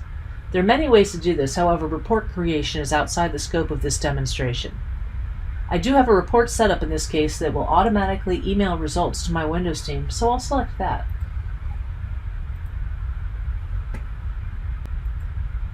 Save your scan and it will launch at the set schedule. Once the scan is complete, analyze the details the same as any other scan from the Scan Results tab or from the Cumulative. In this case,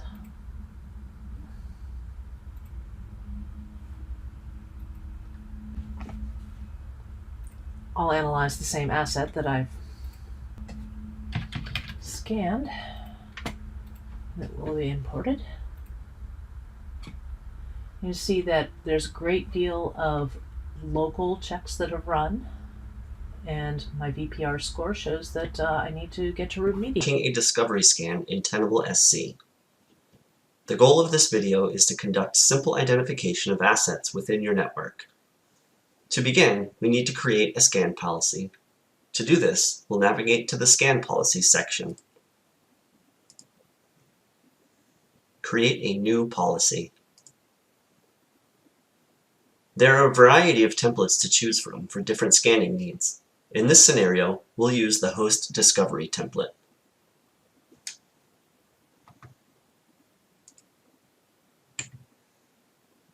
This template runs quickly as it simply identifies hosts which respond to ping-like requests. Of course, this will also be impacted by the number of hosts you are scanning, as more hosts will require more scanning time. Provide a name and optionally a description and tags. In the Discovery section, you should choose either Host Enumeration or OS Identification. Choosing OS Identification will also try to gather operating system information in addition to simple host checking.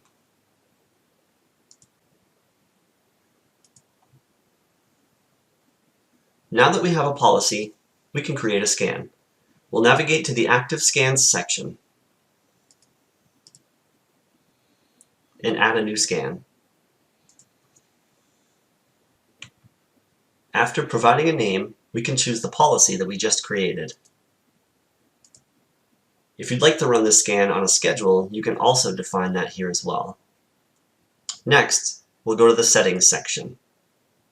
Here we'll choose a repository to put this data in. Next, we'll choose our targets to scan.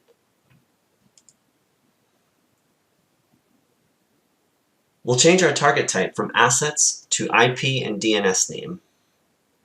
Here you can enter individual IP addresses, ranges, as well as host names. Here we've entered a simple IP address range. When finished, we can save the scan. To launch the scan, click the Launch button. To view the status of the scan, navigate to the Scan Results section. Here we can see that the scan is currently in progress, as well as identifying the number of IPs that have been scanned so far. If we click on the scan, we can get some additional details, including which scanner is currently running the scan job, as well as how many IP addresses have already been completed. When the scan has finished, clicking on it will bring you directly to the results. The default analysis tool is the vulnerability summary. If we change this to an IP summary, we can see that the scan has identified 6 assets. Since we chose to gather operating system information during the scan, we can change the analysis tool to List OS to view them. In this video, I'm going to talk about how to launch a remediation scan in Tenable SC. When you first scan an asset, the results are imported into the cumulative database, which is viewable here in Vulnerability Analysis. Once you have analyzed your vulnerabilities and patched your assets, you can launch a remediation scan to ensure the vulnerability is no longer detectable. Remediation scans can only be launched from a few of the vulnerability analysis tools, those that focus on specific vulnerabilities. This includes the vulnerability detail list, the vulnerability list, and the vulnerability summary. Any of the other views, such as the CVE summary, do not offer this option. For example, a single CVE can cover multiple vulnerabilities. That same rule applies to most of the other summary views. Let's go back to the vulnerability summary to look at a remediation scan and its options. A remediation scan automatically creates a scan policy that targets 2 plugins: the plugin that you are checking to ensure that it's been remediated, and 19506 Nessus scan information. This is listed as a support plugin as a troubleshooting tool. It will give you valuable information, such as whether the credentials used in the scan were successful. The scan is automatically named with the main vulnerability that you are launching it for.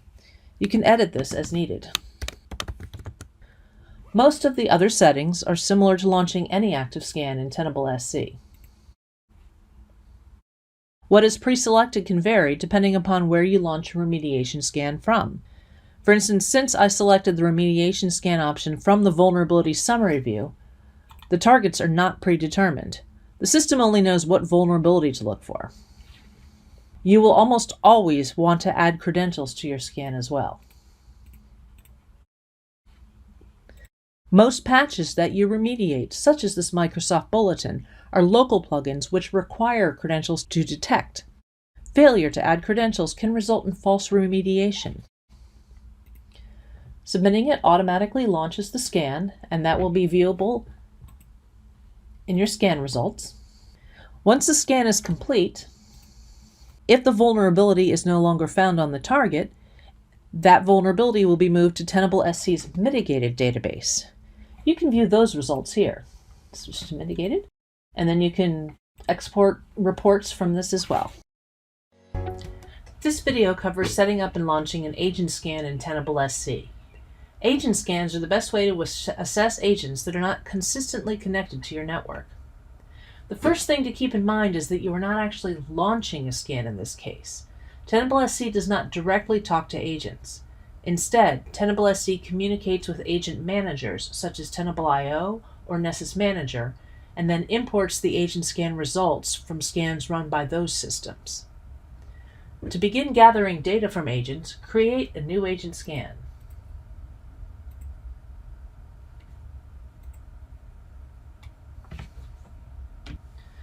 Name the scan and then select the agent scanner. Enter the name of the agent scan or scans you wish to import in the agent name's scan name filter. Question mark and asterisk wildcard characters are supported here. By default, this is set up with a wildcard which will import all agent scans. You can click on the preview filter to see what would be imported with the filter that you have entered, and then adjust your filter as needed based on that. Since I just want to import Linux agent scans, I'll update my filter.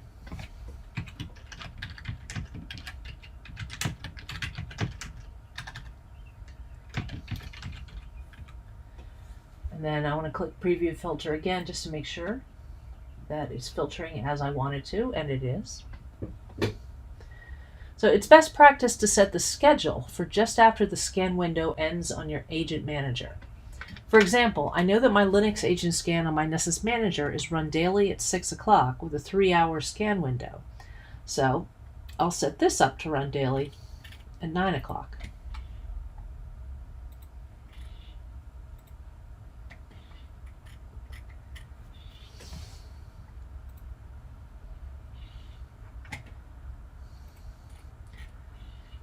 And then select your agent repository on the Settings tab. This needs to be an agent type repository that is set up by your Tenable SC administrator.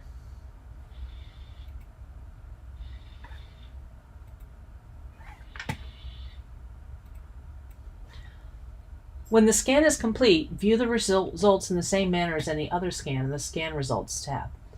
Notice I see the scan twice, and that's because there was the number 2. There were 2 scans available to import, so it's imported 2 separate scan results.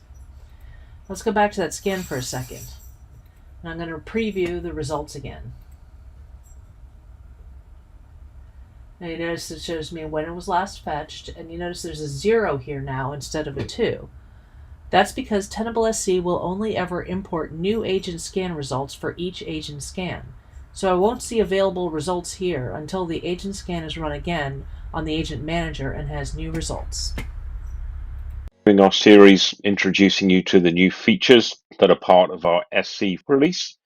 In the last video, we talked you through the all-new host asset screen, which is what you're seeing now. In this video, we want to talk to you about the all-new asset criticality rating capability that we have introduced for SC Plus customers. What asset criticality allows you to do is embark on a risk-based vulnerability management journey. And that starts by classifying all of the assets in your environment. So we will programmatically determine the risk of each of your assets, taking into account a number of factors such as its capability, whether it's exposed internally or externally on your network, and so on. So in this particular case, using the example from the previous video, this has been determined to be a criticality of 5. What we also allow you to do is overwrite the Tenable derived calculation. So for example, we might say that this particular server is highly critical to our business. So I can give this an ACR rating of 9. And you can see here that that has now been successfully added. Now, using this, I can leverage this capability as a filter anywhere in the SC application. So for example, if we headed over to the vulnerability list screen, you can see a list of vulnerabilities here. But now we have this new filtering option where I can add in asset criticality. Let's give this a range here. And let's say I'm interested in all of my assets from a range of 8 until 10. And then apply that filter. In addition, and really where the risk-based vulnerability management comes into play, is I can overlay additional filters. So in this case, I might select the vulnerability priority rating here. And again, put in my range. Let's go for between 8 and 10 and apply that. And now I can see the vulnerabilities that are the highest risk within my environment based on the criticality of assets that we have found them on. And as a reminder, the vulnerability priority rating takes into account not only the severity of the vulnerability, but it also combines that with all of the metadata or the other knowledge that Tenable has collected around that vulnerability, such as whether an exploit kit is available, whether active exploits are available, the amount of chat going on in chat rooms, and so on, to provide a real-world assessment as to that overall risk, overlaid with that local view as to the most critical assets in your environment. And you can see how quickly you can come up with a prioritization list of those vulnerabilities that you should be addressing first.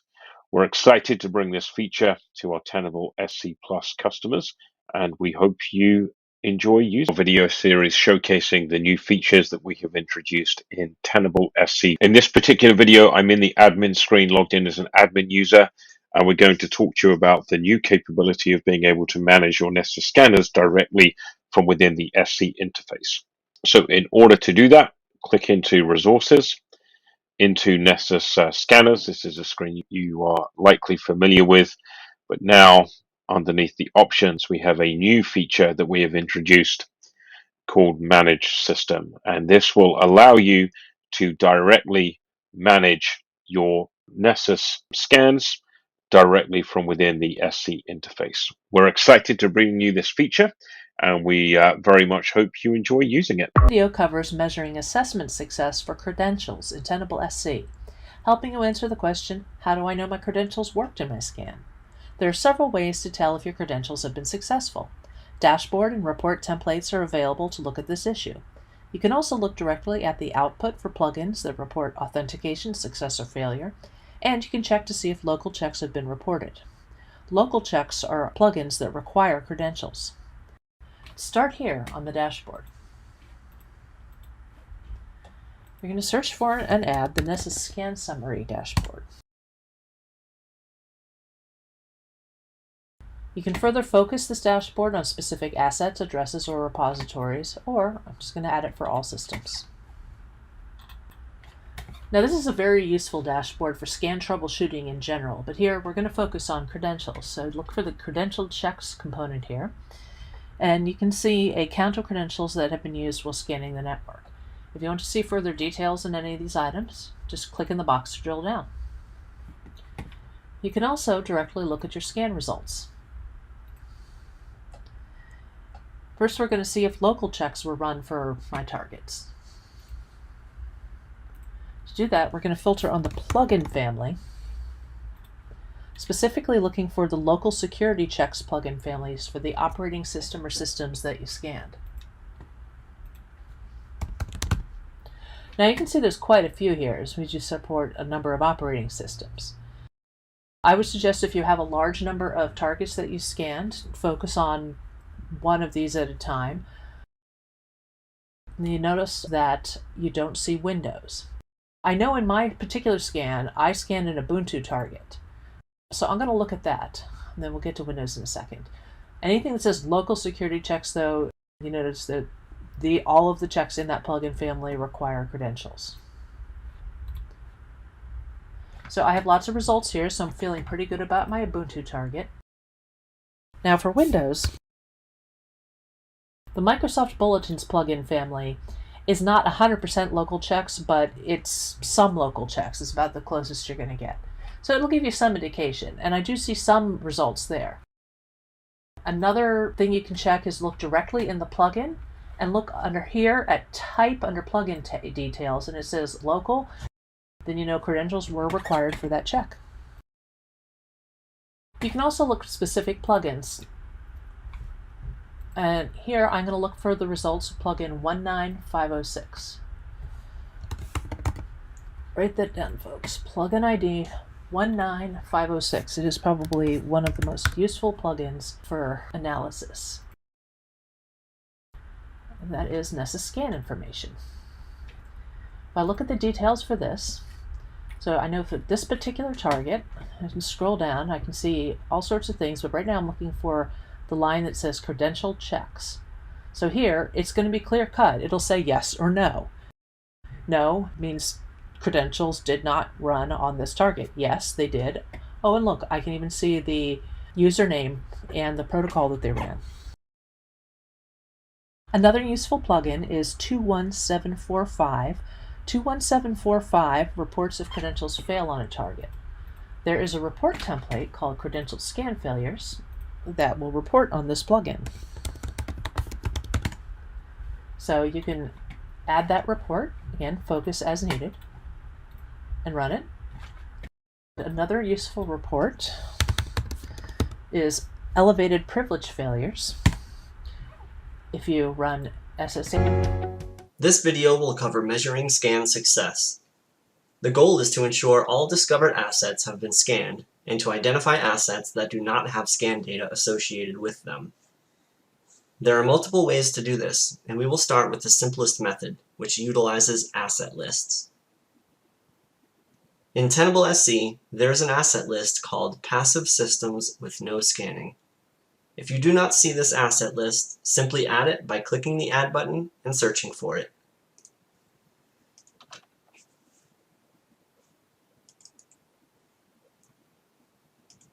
Click on the asset list and click the Add button.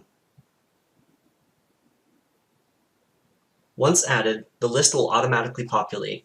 Here you can see the number of assets in our organization which have not been scanned. Unscanned assets present an unknown security risk and should be assessed as soon as possible. In the menu for this asset list, click View to see more detailed information. Here you can see the number of matching hosts on a per repository basis. Further down, you can see the asset definition, which displays the criteria for which assets will be included in this asset list. You can now utilize this asset list in a variety of other workflows, such as dashboards, reports, and scanning. For example, it is a best practice to scan every asset. We will create a new network scan against the unscanned hosts.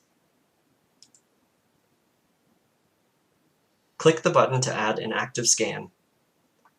Choose the scan name and policy. Choose the repository to store the data in.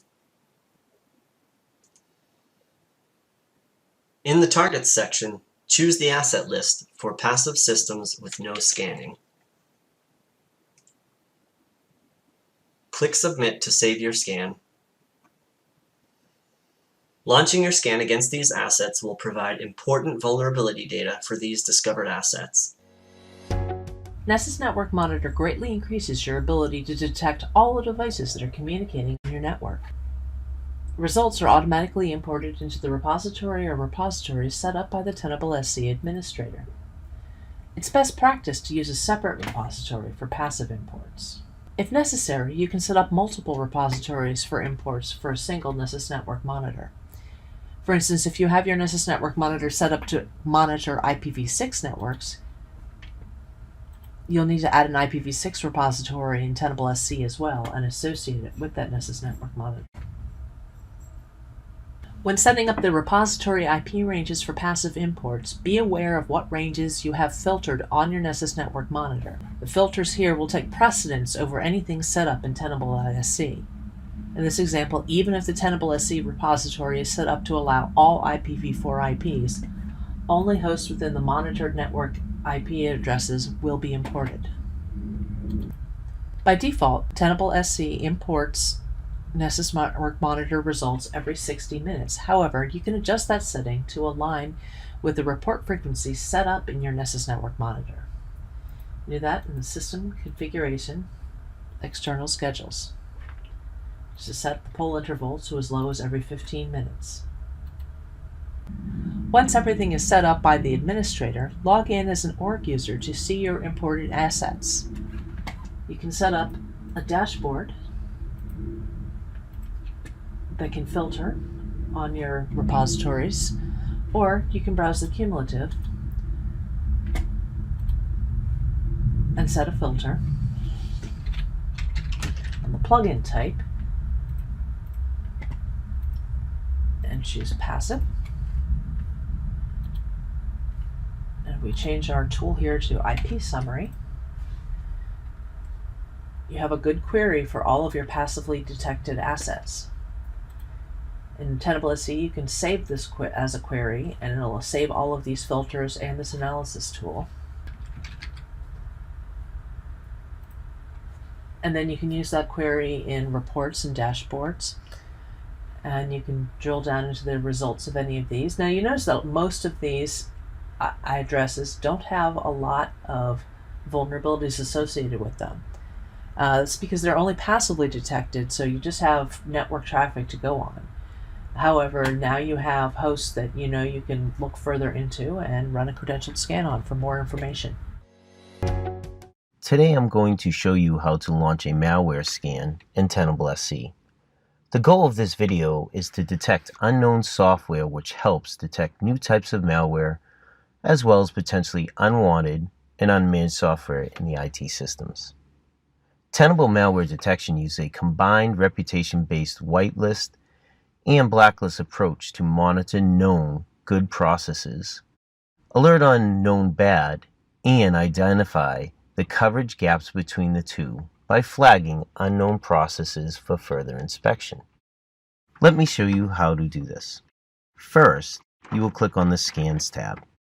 When the drop-down menu comes up, click on Active Scans In the Active Scans window, you will click on the Add button.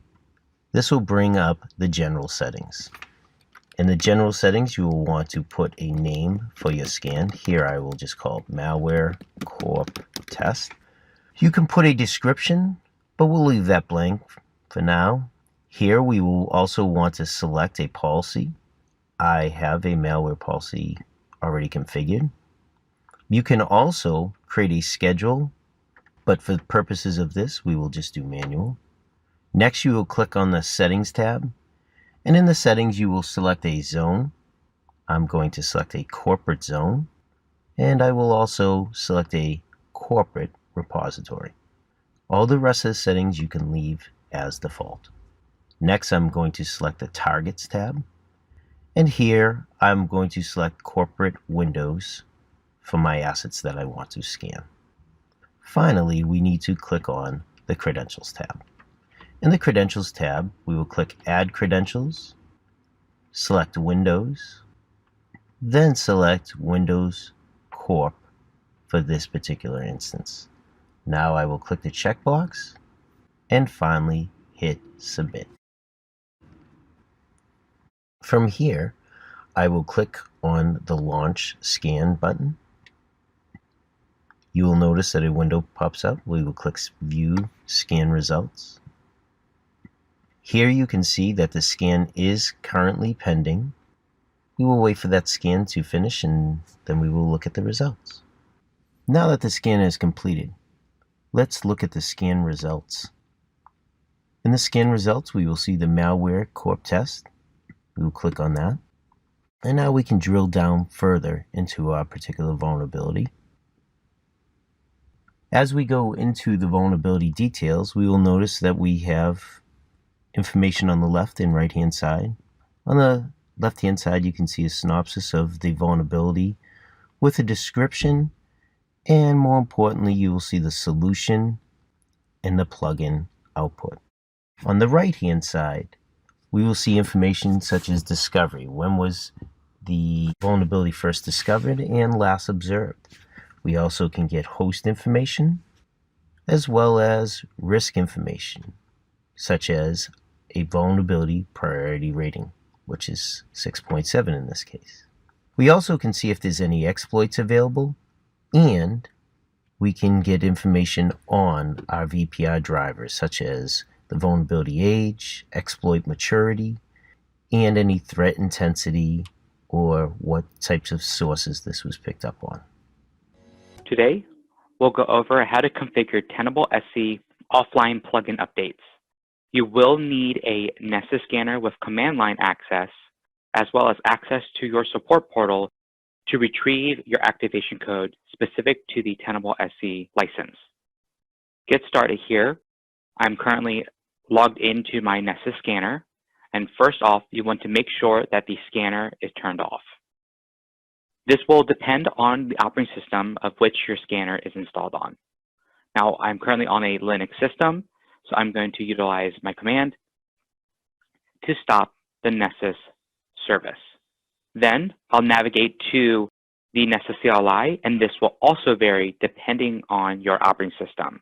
But the command we'll be using is under op Nessus sbin and then Nessus CLI. Nessus CLI will be the same regardless of the operating system. The full command we'll be utilizing is going to be Nessus CLI fetch -- challenge. You'll copy this challenge code and then navigate to the URL listed below. Here, I'll paste in my challenge code and then my activation code found under your support portal account. Once you have that registered, you'll then receive a message to indicate that your registration is complete. You'll want to make sure you save and copy this particular URL. This URL is going to be unique to your account, and it will be the URL that you utilize to download plugins from here on out. You'll want to copy that particular URL and make some modifications to this specific link so that you'll be able to download vulnerability checks specific to Tenable SC. What you want to do is edit this particular URL and replace where it says all-2.0.tar.gz and replace it with sc-plugin-diff.tar.gz. When you access this particular URL, you'll then be able to download our plugins in a tar.gz file. Once you have the plugins downloaded, you'll then want to navigate to your Tenable SC console as the administrator. Now to do this, once I log in as my administrator,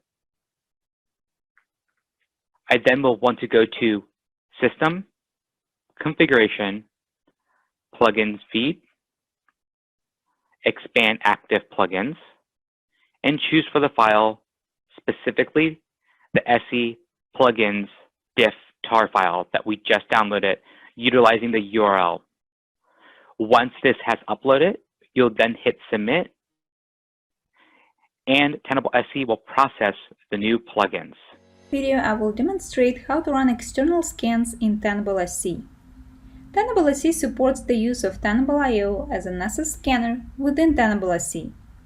It can be used to audit internet-facing IP addresses for both network and web application vulnerabilities from the cloud. Tenable IO scanner can be added to Tenable SC in the same way that internal, local, or remote Nessus scanners are added. Before you begin, make sure you have an active Tenable IO subscription and you know your username and password to log in. We will need this information during our configuration steps. Once that is taken care of, sign in into Tenable SC with your admin credentials to add Nessus Cloud Scanner.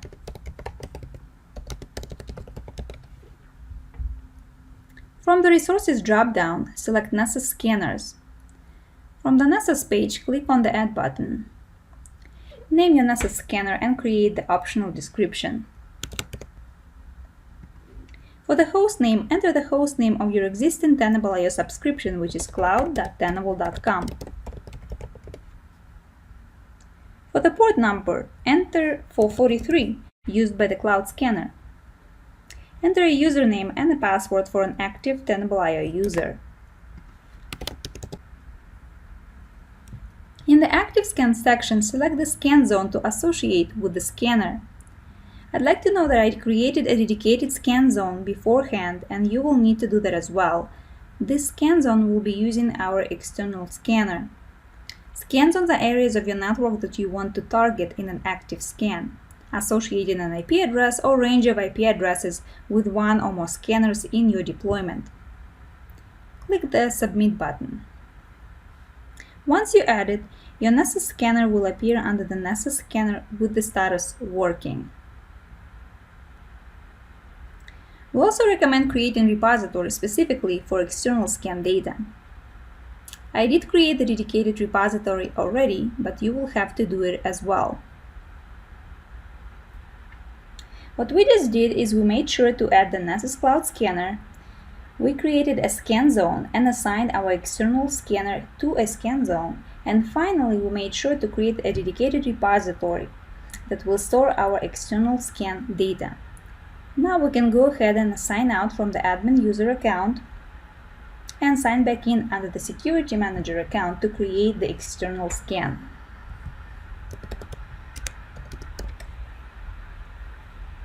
From the Scans drop-down, go ahead and click on the Active Scans.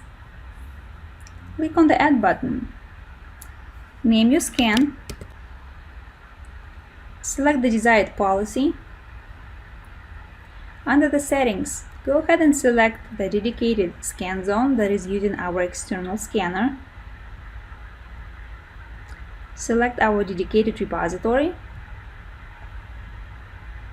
Select the desired targets. And hit Submit. Now all you have to do is launch your scan. In this quick video, we'll walk through operationalizing Tenable products for use with Microsoft's recent Print Nightmare vulnerability.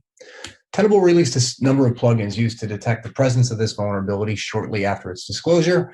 Print Nightmare is a remote command execution vulnerability existing in the Windows Print Spooler service, improperly allowing privileged file operations. An authenticated remote attacker can exploit this to bypass and run arbitrary code with system privileges. To begin, please make sure you've utilized the Tenable security blog for some background on this vulnerability. Using this blog, you can quickly link out to our release plugins for an overview, and we'll walk through these shortly. Now, scrolling down a little bit, you can see we'll highlight our VPR score right here. Tenable uses our proprietary vulnerability priority ratings to score vulnerabilities, and this gives us the ability to dynamically increase this score as threat activity becomes more widespread. As expected, we've seen a steady rise in VPR score since July 2nd, where this vulnerability originated as a 9.2. In the blog on July 7th, we showed it as a VPR of 9.6, and as of today, we bumped that up to a 9.7, so definitely a vulnerability to reckon with. As we scroll down through the bottom of the blog to the Identifying Affected Services section, you can see plugin 151440, which is our print spooler service detection plugin, can be used to begin enumeration, and then you can click on this link near the bottom to jump out to the plugins page and see all the relevant plugins. There are a series of plugins, all enumerated OOB for out of band for the security update, that were quickly released to address this issue.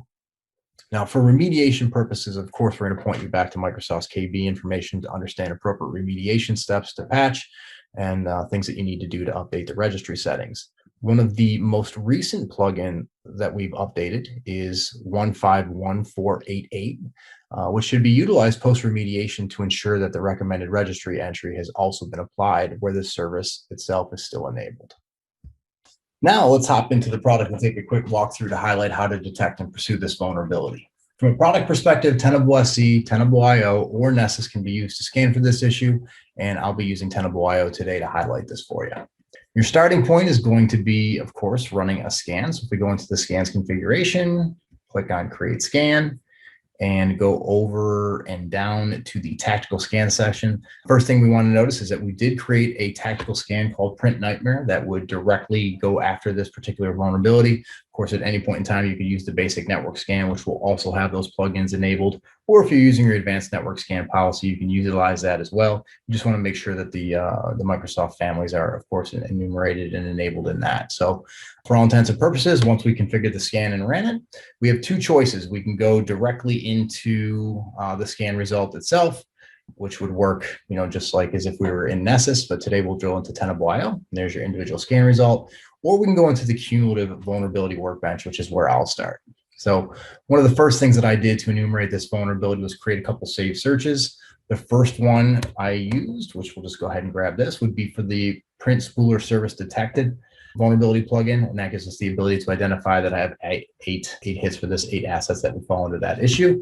The second one that I configured was more specific to all the CVEs that fall under that. And you can see, I can open up my filter. You can see it's directly related to the CVE, just doing that search, and then showing off all the vulnerability plugins that we enumerated and kind of reviewed earlier in this video. Quick thing to look at, we can go ahead and drill into the exposure related to the registry check. This gives us the ability to go into the output and see the specific information coming back from that key configuration. Now, there's an even easier way to enumerate this. So if you just click on Vulnerability Management, go to the Overview section in Tenable IO, we used to have the proxy logon widget that used to enumerate this information. We've changed that up to bring into Print Nightmare so that we can very quickly access that information. You're missing patch. Again, this will drill directly into the issues related to the patch. And then the vulnerability configuration item you've seen just before I clicked over, that will take us into the registry check that we were just looking at. Now, one other way that you can get to this data, very, very easy, but specifically if you're a Lumin customer, is to go over to the Lumin side. And if you utilize the cyber exposure alert widget right here in the middle, this gives you the ability to do two things. One, I can drill directly out to the security blog and read that information from here. Or of course, if I go back and click on the 5% that I have that are currently impacted by this vulnerability, I can open up that filter and it brings me back to that same CVE we were looking at earlier, and it drops me into the asset view. And I can also switch over to the plugin view to begin my investigation. So thanks for your time reviewing this demo. Happy hunting. Talk about the remediation summary tool. With this tool, you can easily understand the impact of a vulnerability in your network. You can also find out if you apply a patch, how much risk is going to be reduced. Let's start by discussing the vulnerability weight score and how to calculate the vulnerability weight. Go to the admin context, open up an organization. In this screen, at the bottom of the page, you will see the vulnerability weights of 40, 10, 3, and 1. Keep in mind that the informational severity has a vulnerability weight of 0. The purpose of this score is to apply balance to the quantity of vulnerabilities and to the severity of the vulnerability. For example, 40 medium vulns with a weight of 120 could pose more risk to the network than one critical with a weight of 40. This helps Tenable.sc calculate the total risk of an asset or subnet. Let's go back to the vulnerability analysis screen. Using the Class C summary tool, you can see the vulnerability score in the second column. This score is the sum of all the vulnerabilities displayed in the filter. For example, if we use the severity filter and set the filter to info, the vulnerability score will be 0. Now let's change the filter to critical and high severities.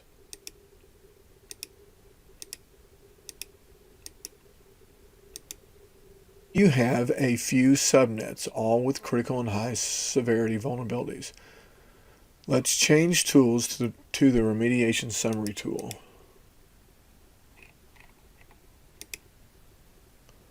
In this tool, you can see a list of actions, mostly applying patches, that can reduce risk in your network. Again, remember, this tool is using the same filter applied as before, the critical and high severities. The Remediation Summary tool works using a concept we call top patch and patch chain. The top patch is a patch that will fix or supersede all other patches. If you single click on the first solution, you will go to the vulnerability summary screen with the filter applied to the plugin ID field. Let's select a solution for MS16-120.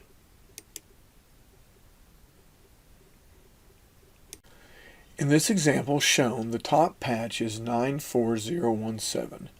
This patch will fix all the following patches. Looking in the plugin ID field, you can see the full chain. The top patch is the first patch on the list, followed by all of the other plugins that will be resolved by that top patch. The vulnerability weight is the sum of all the vulnerabilities listed. Let's go back to the Remediation Summary tool and change to the IP Summary tool. Let's choose an IP address for this illustration. In this case, we'll choose 192.168.48.102. If we click on the IP, the agent ID or IP address and the repository are added to the filter. The tool changes to the Vulnerability List tool. I will add the low and medium severities, and after the query is refreshed, we'll change to the Severity Summary tool.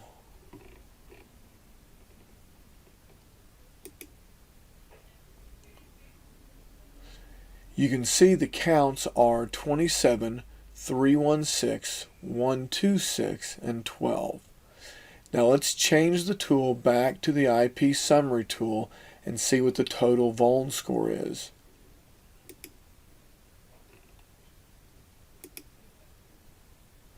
The score is 4630. Now I'm going to add those numbers to a spreadsheet. Two sets of data to enter. The top set is the host total vulnerability score. Using the numbers we collected before, 27, 316, 126, and 12, let's populate the cells. The total vulnerability score is 4630, shown in the IP Summary tool previously. Now let's go back to the vulnerability analysis screen to see the remediation summary tool in action. Back in Tenable.sc, and let's change the tool to the remediation summary tool.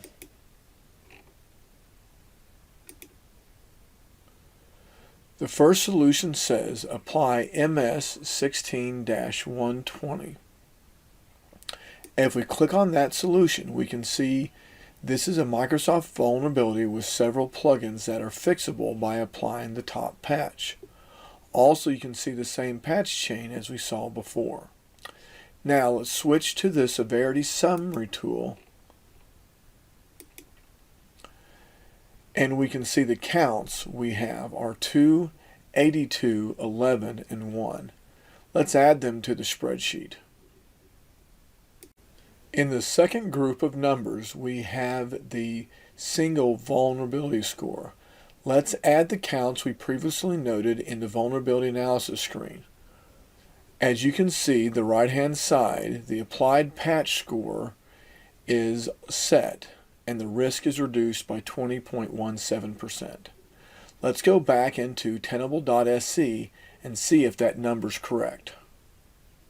Back in Tenable SC, there is a match. So this illustrates how the score is calculated. Should you go through this process for every vulnerability? No. But this exercise shows you how Tenable SC calculates the score and how the numbers can be trusted and applied to your patch management process. To help you use the remediation summary tool, the Understanding Risk report and dashboard in the Tenable SC feed are available.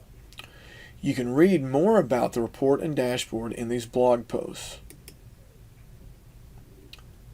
If we go back to Tenable.sc and switch to the dashboard view, we can see the Understanding Risk dashboard shows the remediation summary tool in the upper right-hand corner. Then in the middle left, we have a matrix that displays risk from exploitable vulnerabilities, vulnerabilities that were published more than 90 days ago, and patches that have been available for more than 30 days. There are several other components that help you understand risk in your environment as well. We're going to talk about using Tenable to discover, track, and help mitigate the vulnerabilities tracked by the U.S. Cybersecurity and Infrastructure Security Agency, known as CISA, in their new Known Exploited Vulnerabilities Catalog. On November 3, 2021, CISA released Binding Operational Directive 22-01, reducing the significant risk of known exploited vulnerabilities. This requires government agencies to address a catalog of vulnerabilities that carry significant risk to federal information systems. With this new catalog, CISA is targeting vulnerabilities for mitigation that have known exploits and are being currently used by malicious adversaries in an ongoing manner. Tenable SC customers have pre-built dashboards and reports that they can access from within the product to help them report on instances of these vulnerabilities in their networks. These initial reports and dashboards focus on the initial set of vulnerabilities in the CISA catalog that are either past due for remediation and covered by previous emergency directives, or due by November 17, 2021. You can access the dashboard by going to the Dashboard section and then clicking on Options in the top right and going to Add Dashboard. I'm going to search here for DHS and select the Binding Operational Directive dashboard. Here you can rename the dashboard. You can also scroll down and change the focus of the dashboard. So if you wanted to focus on a particular asset list or repository, you could make that change here. Once you click Add, it'll take a couple of minutes for the dashboard to fully populate and the data to be available. Once the dashboard populates, you can click into this like any other dashboard and see the systems that are affected and the vulnerabilities that exist on your network that CISA is tracking. The report template functions in much of the same way. To access it, go to Reporting, Reports, click on Add, search for DHS again, and it's that first DHS CISA Binding Operational Directive report. As with dashboards, you can change the targets and the filters, either to assets, repositories, etc., and then click Add. Once the report template is added, you can go in and you can change various details, change what the report focuses on, etc. We also recommend that Tenable SC customers look at adding a query to use that throughout the tool to help search and get the best use out of these additional vulnerabilities. The easiest way to add that is to go back to the dashboard and select which set of vulnerabilities that you wish to save as a query. In this instance, I'm going to look at the query for the vulnerabilities due on November 17th. I'll click into that, and it takes me to the analysis view where I already have the pre-built filter for all of those CVEs. Now I can just go to Options, Save Query. I can save this as the CISA vulns due on 11/17/21. Now I can access this query in the tool whenever I want. This can be done here through the analysis view. It can be done through dashboards. It can be done through reports. It can also be done through the alerting function. Thanks for watching, and I hope that you found this video. Today, I'm going to talk about a capability within Tenable SC version 5.12. This capability is called the Solutions View, and you can find it at the top panel of your Tenable SC console here. The initial intention of this tool is to provide an area within Tenable SC to quickly identify patches that have the greatest effect on the network's risk posture. For instance, if I leave no assets targeted, then it will show me the overall patches to reduce the greatest amount of risk percentage, the hosts which are affected, and the total number of vulnerabilities that will be resolved. The Vulnerability Priority Rating, or VPR, is included so users can get an accurate estimate of the risk score based on real-world activity. And the CVSS version 3 base score is included as an industry standard. I can also set the tool's view to show me specific asset lists if I wanted to pare down my data for end-user consumption. Once you have the list of patches, they can be drilled down into individually to show the plugins with host counts and vulnerability priority ratings. The user would see the hosts which are affected by vulnerabilities that would be resolved by deploying this specific patch. So today we're going to be talking about Splunk and the integration with Tenable.sc. You need to have Splunk up and running and ready to go. Go over to tenable.com/downloads and find our integrations page, and then find the Splunk section. Download the Tenable add-on for Splunk and the Tenable app for Splunk. Then go over to your Splunk instance and install these two Splunk apps, the Tenable add-on and the Tenable app, and restart Splunk. Once Splunk is back up and running, go to the Tenable add-on for Splunk and go to the configuration page. Here we need to add an input or an account name to Splunk to authenticate with Security Center. So put your address for Security Center.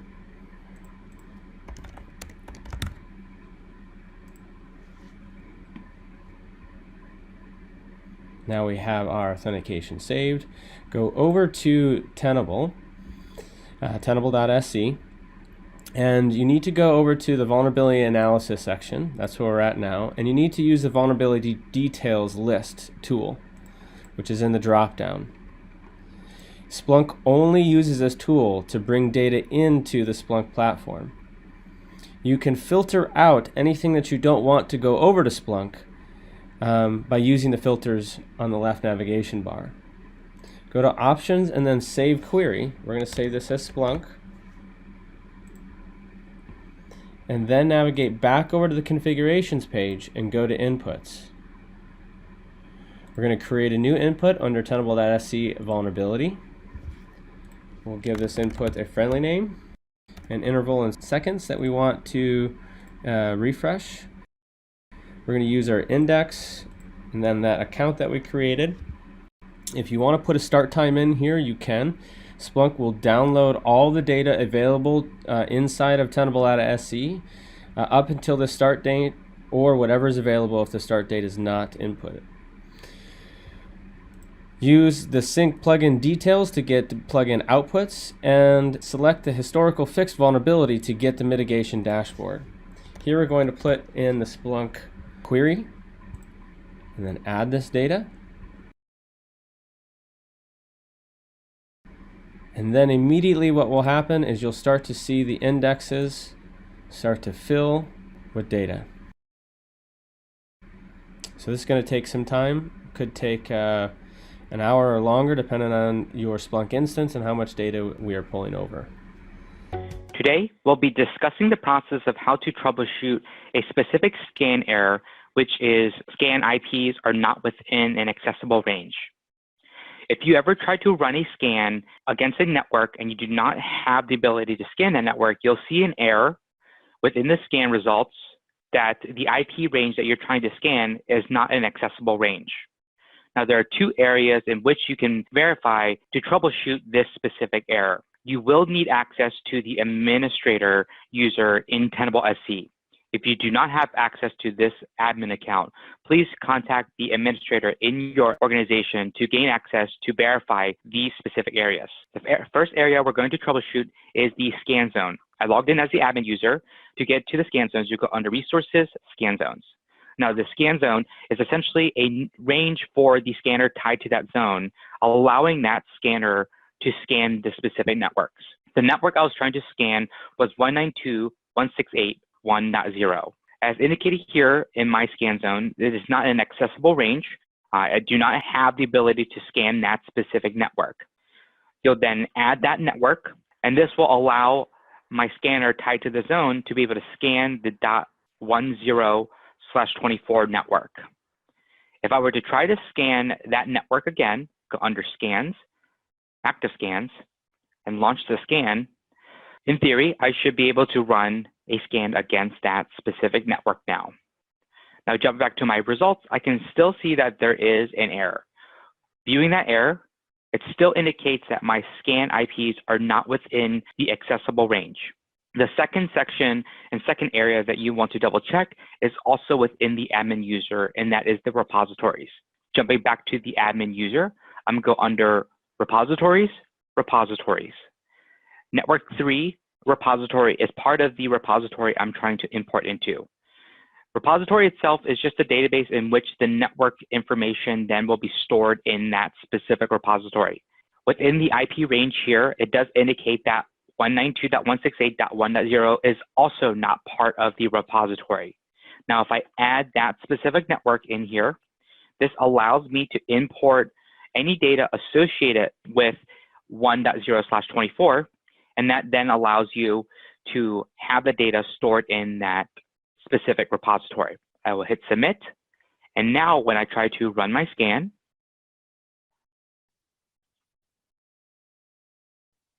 go back to scan results, you will now see that the scan is available, it's pending, and it will try to run the scan. To recap, the two areas that you want to verify is the admin user in Tenable SC, which then you'll modify the scan zone and repository. Those two areas are the most important to allow for the networks that you're trying to scan. They will need to be included in those areas to allow you to be able to scan those specific networks. This video is to explain some troubleshooting tips when you see a connection error between Tenable SC and Nessus. So here's the situation. You log in as admin to your Tenable SC, and on the initial dashboard on the left, when you look at the scanner status, you see the bottom entry here where Nessus 1 is showing a red connection error. Now this typically comes from a couple of situations. The first is that the Nessus 1 scanner is off the network and not talking to a security center. The second possibility is, and this is especially true when you first are putting it in place, is that there's an error in the definition on Tenable SC. So the first place to go is Resources, Nessus Scanner, and then click on that line to edit it. And so you can look up the IP address or host name, in this case 192.168.1.248. Then the next thing you want to do is go to the Nessus Scanner command line. In this case, we're working with the Tenable appliance, and so we're going to use the command IP space adder. We see on interface 2, ENS 160, it has the address 192.168.1.251, which is not what we saw in the definition. So if we go back to the definition in Tenable SC, we change it to 1.251. We click Submit. Then Security Center reaches out to the Nessus scanner with a new connection. They handshake and begin to sync. Now when we look at the dashboard, we see the third line that it says working. Another status it might give is that plugin's updating, which will typically last for several minutes, but is a normal response for this situation. Now this description and scenario does not cover all possibilities. A couple other considerations: something on the network is blocking it, or that something in the way that host is configured is blocking it. So we can use network connectivity commands like ping, traceroute, or curl. We also can look at how is the firewall settings on that host. For more information on this, go to the Nessus user guide on docs.tenable.com or go to community.tenable.com where there's some excellent articles. When you log in for the first time, you're going to notice that we've moved the navigation pane to the left side of the screen. Here you can access your dashboard, your analysis, scan, reporting, and so forth. You'll also notice that we've updated the dashboard main look, the background for the dashboards to give them a pop feel, to bring them front and center. The buttons have been rounded with an updated modern look. One of the other changes we've added was new filters for NetBIOS. Let's go through and add this together. So as you can see, one of the new filters is the ability to filter by NetBIOS name. Note that regex is not supported in the 6.0 release. We've also added a scans creation for both filtering on created and finished date.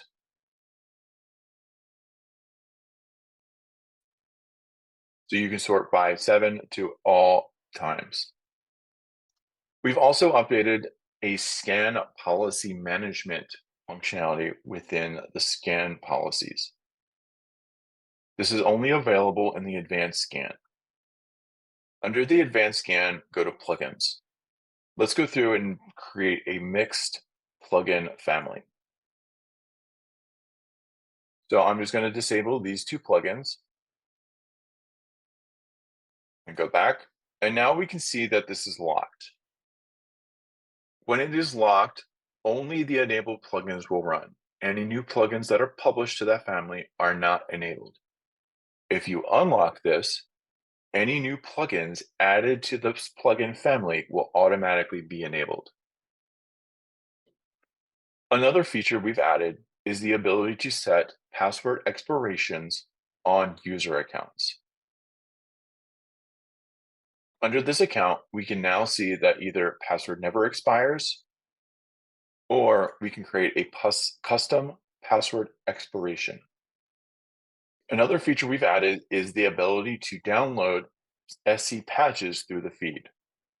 We need to log in with our SC admin. Under System Configuration, under Plugin Feed, at the bottom, we'll see if there's any new patches available for SC 6.0. To wrap this up, Tenable SC 6.0 has gotten a significant UI uplift that provides a new modern feel to SC 6.0.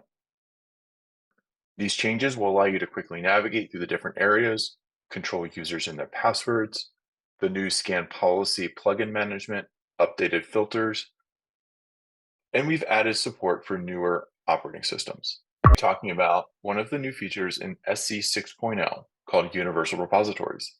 This is available in both SC and SC+.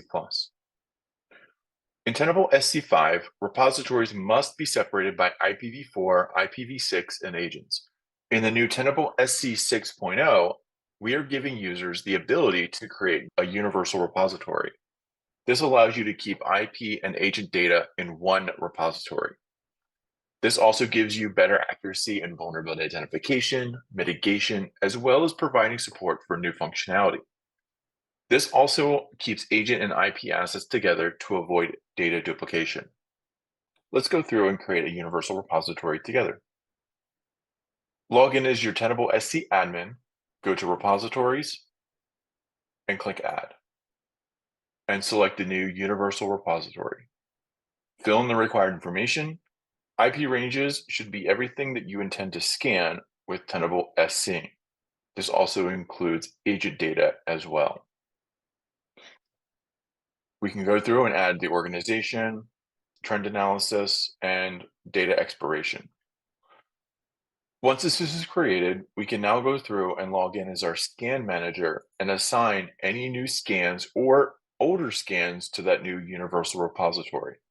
One of the problems that this does solve is data duplication.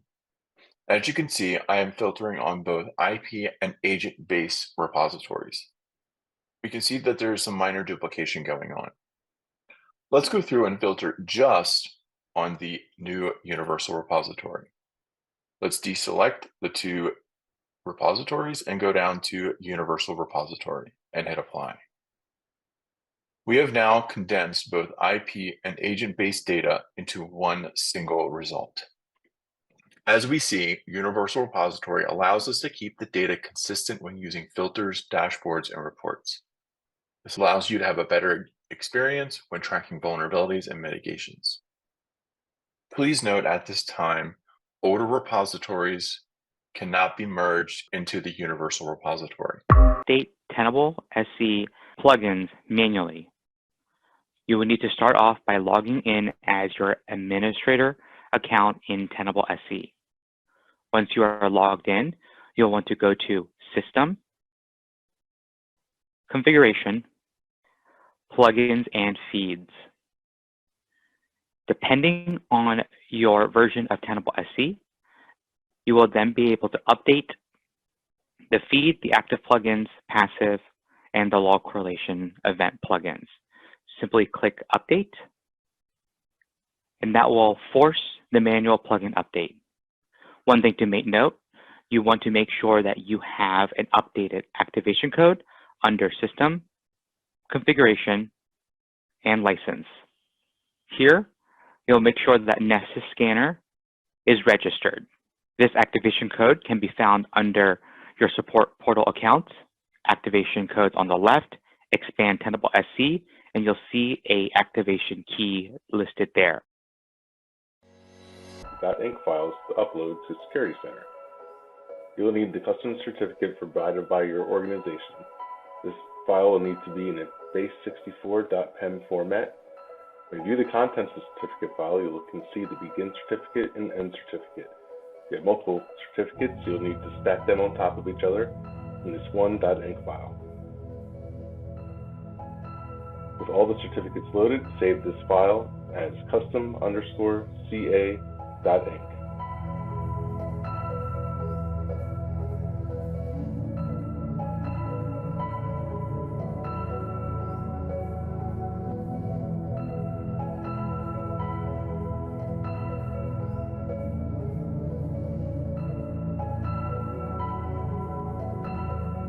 Next, we're going to make another .inc file for the plugin feed.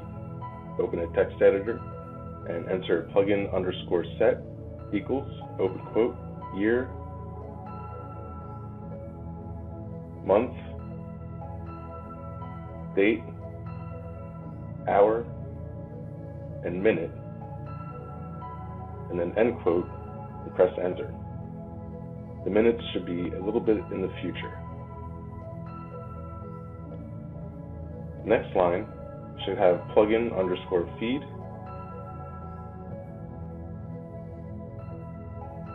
equals, open quote, the word custom, end quote, semicolon. Save this file as custom_feed_info.inc.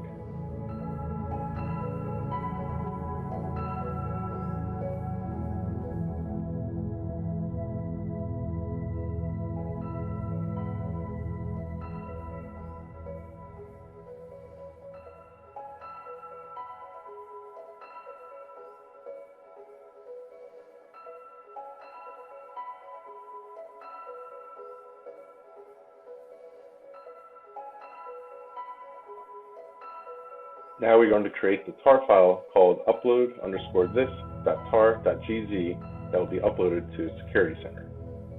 It's best to use the Security Center server's Linux-based operating system to create this tar.gz file. While in the directory where the .inc files are located, run .tar command with the custom_feed.info.inc. custom_feed_info.inc and custom_ca.inc files we created earlier.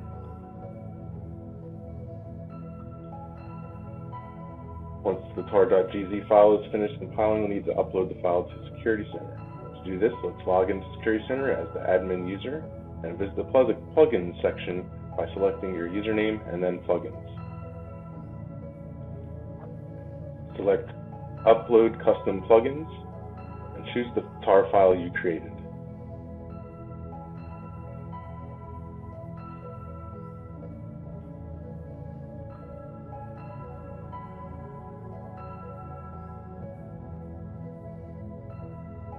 Finally, we want to verify everything worked correctly, so you want to visit the system logs,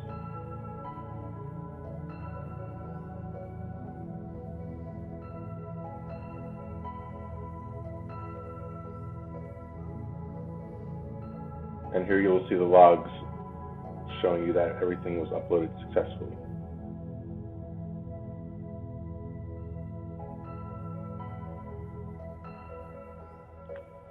This plugin will be included in the next feed and forwarded to the Nessus scanner. So next you'll want to visit the Nessus scanner host. On the command line, you'll want to view the plugin directory and search for the custom_ca.inc file that you created.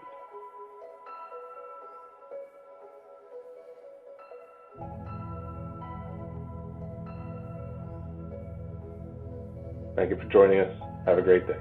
Demonstrate how to upload a custom NASL package to Tenable SC. Let's log in. And then in the upper right-hand corner, click on your username and click on Plugins. Once on the custom plugin page, click on the custom plugin upload and choose a file.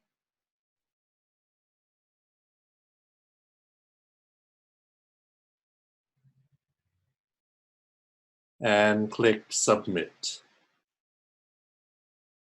You'll get a notification that the custom plugin file was successfully uploaded. To verify this job was uploaded, you can go to your system files and see that it's in the logs. To further validate this, run a scan including plugin 51192 to validate certificates and verify that your custom plugin package made it into the plugin database. In this video, we will discuss applying a license key and activation code to Tenable.sc. When a new license is created, you will receive an email with the activation code and a license key file that will need to be saved locally on your computer. This activation information could also be found on the Tenable licensing site. To apply the license, you will first need to open your browser and go to your Tenable.sc URL. Once there, log into the tool using an admin account. If you are applying a new license or your existing license has expired, you'll be taken directly to the license configuration page. Once there, click on Update License and select the location where you save the .key file from the email.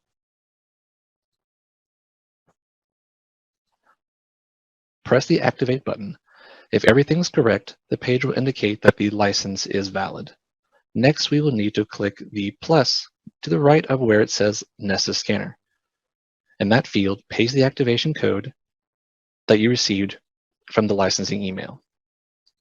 Click Register, and a check mark will appear indicating the activation code was successfully applied. This is the whole process for applying a license in Tenable.sc. If you want to review your license information or need to apply a renewal license, this page can be found by logging in as an admin and in the top navigation bar, clicking on System and then down to Configuration. Once there, you will see the license link with the key icon that will take you back to the license configuration page. We're going to take a look at dynamic asset lists within Tenable SC. So within the asset section of Tenable SC, you'll have some pre-populated asset lists.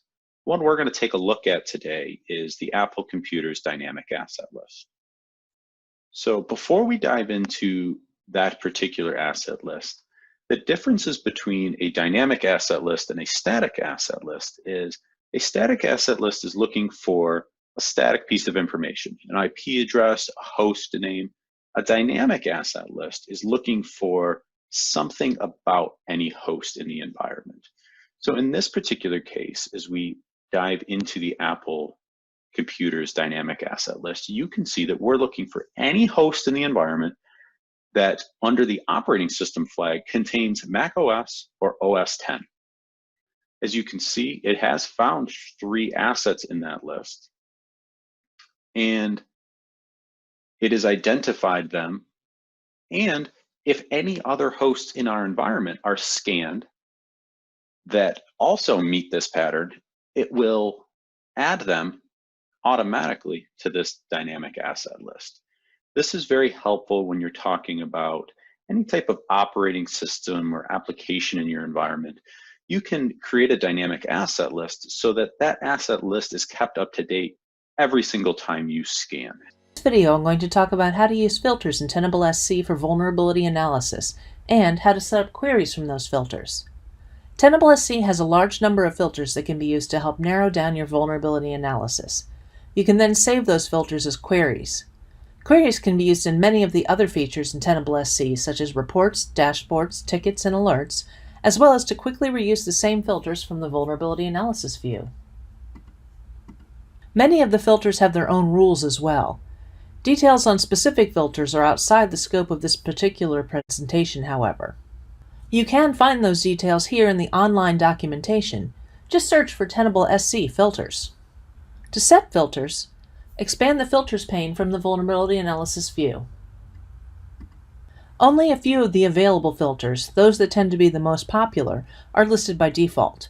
To add additional filters, just click Select Filters. You can scroll through the alphabetical list, or if you know what you're looking for, enter that into the search window. Let's say I want to know which of my Windows 2016 systems have had high or critical vulnerabilities detected within the last 7 days. So I'll go ahead and add the asset filter and the vulnerability last observed filters, and the severity filter is there by default. Now I go ahead and set my values.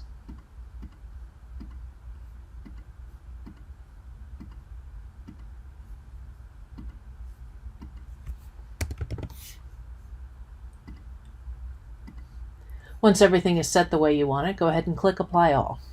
Let's take this one step further. I want to view which systems are affected, so I'll go ahead and switch this to the IP summary view. Now I'm looking at everything that I want to. I want to go ahead and save this as a query.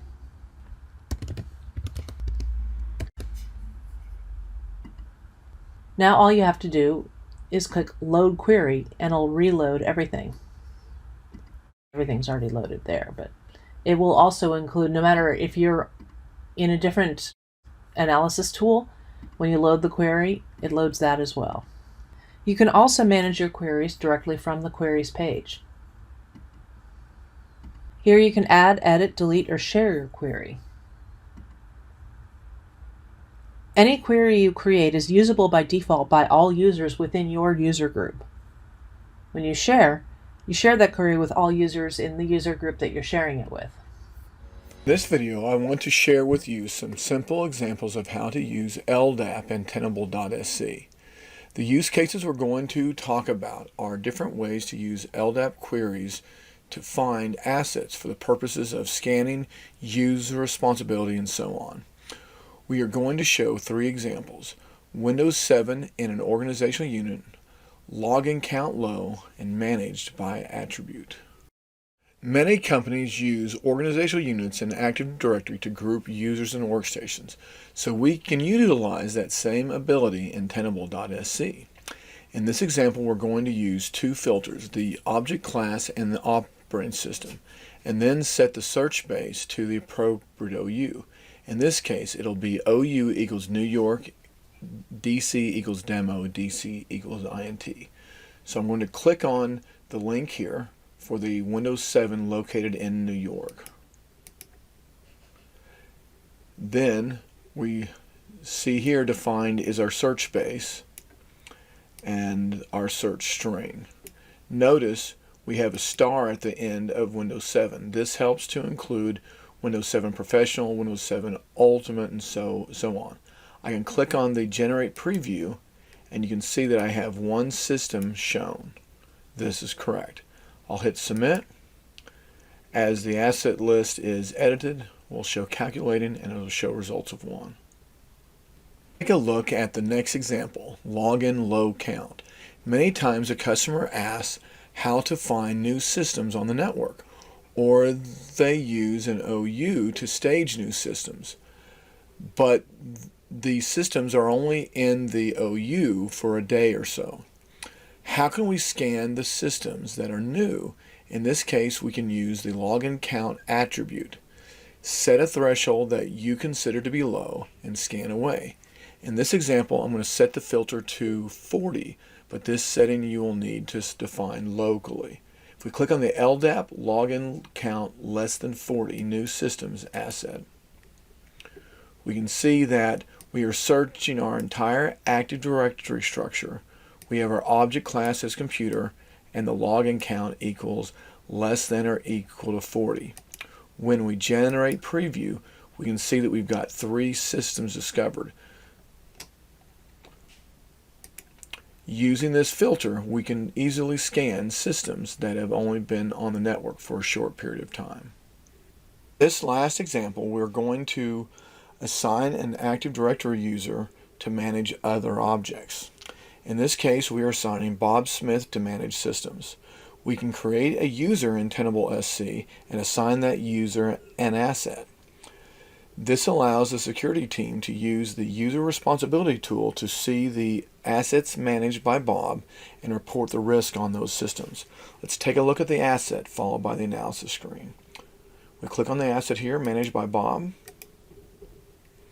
You can see we set the search base to our full Active Directory, then our search string to object class computer, and then the managed by attribute. Be sure to set the full distinguished name in your search string. Click on Generate Preview. We've got our 3 systems that are matched.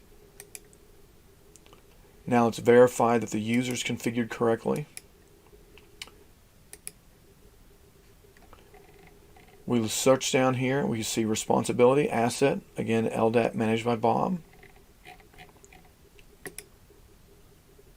Now we click on the analysis screen, go to vulnerabilities. We can choose the user responsibility tool.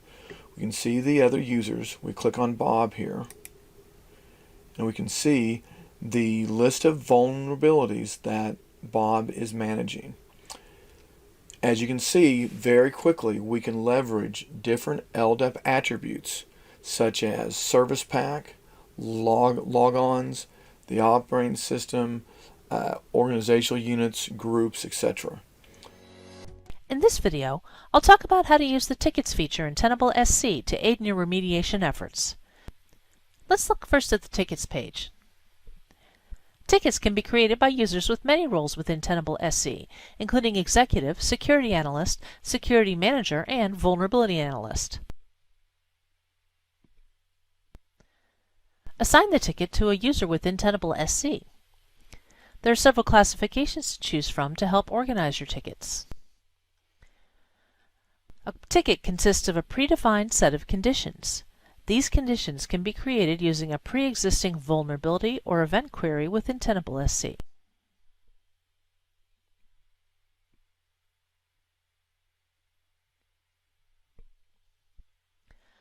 A ticket can consist of multiple query views. It's important to note that a query view is a snapshot in time, namely the moment you add the ticket. To view this snapshot, browse the ticket.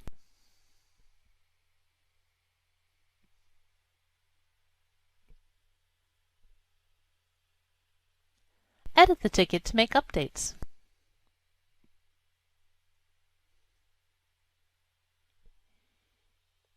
Once the issue is resolved, the ticket can also be resolved or closed.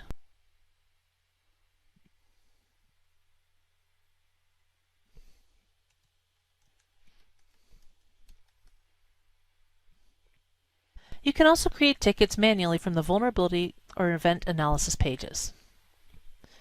Just load the query or filters for hosts, vulnerabilities, or events you wish to address.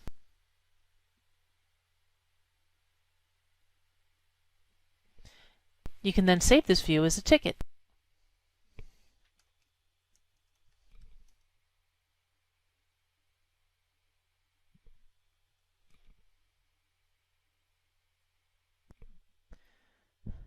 To create a ticket automatically via an alert, add it as an action.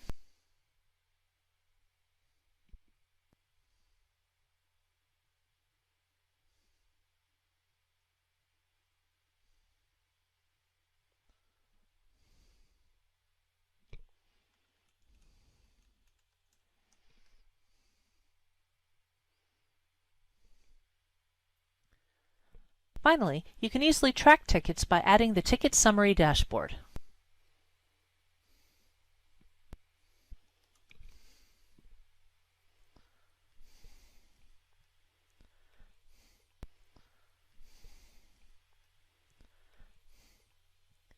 This dashboard can be exported to a report as well. What we would do is we'd click on the Analysis tab and then Vulnerabilities, and we want to change this Vulnerability Analysis view to Remediation Summary. And what we have here is basically like a list of things to do that if these are done, then multiple vulnerabilities, multiple plugins, multiple CVEs will get remediated. So this is kind of a slightly different way of looking at the things to do rather than just printing out a list of plugins or a list of hosts and all the vulnerabilities for those hosts. This is a slightly different view. So just taking a look at the first example, it's just looking to apply a Microsoft patch. So it's affected on 15 hosts, total 15 vulnerabilities, 15 CVEs. So if I click on this for more details, which we will do, I'm gonna see that there are 15 hosts affected. And let's take a look and click on this. So it's just one plugin, which makes sense because there were 15 vulnerabilities, 15 CVEs. Now if I click on this to go even further, it shows the number of hosts, the exact IP addresses, host names that this vulnerability has been detected on. And if we click into it one more time, you basically have the view of an individual plugin that was reported on an individual host. So if we scroll down to the CVEs, there is only one, which makes sense. Because if we look at this view, well, for remediation summary, you have 15 hosts, 15 CVEs, 15 vulnerabilities. So rather than diving into this right now, let's see what we actually need to do, because we can actually skip over everything, all the details. So as long as we apply this patch to these particular hosts, that's all you got to do. So that's the list of things to do. That's for the first item. And what that'll mean is once that patch is applied, it will clear up 15 vulnerabilities in your environment. So when using this view, it's a shorter list, and it's basically saying if I do this one thing, then I'll solve 15 problems. And right now it's in order by the risk percentage, which is defaulted with Tenable based off of the plugins that were reported and the severity of those plugins. But you can actually filter this by a variety of columns here. So So like, let's say you wanted to take a look at just the number of hosts affected. So if you say, okay, I want to resolve a vulnerability for 59 hosts instead of 15, maybe you'll sort here, and then this will be the first one. So in the top right, I'll click my username and then click on plugins. And here shows all the plugins, and I'd actually like to filter specifically by plugin ID. Well, let's take a look at 19506, which is a very useful plugin. So Nessus scan information. So here you can see it's pulled up, and if you click the I here and switch to source, this is the source code for the plugin. So if you have some sort of interest on looking up a particular plugin to see how it's written and see how it operates, following that instruction will give you the ability to do that.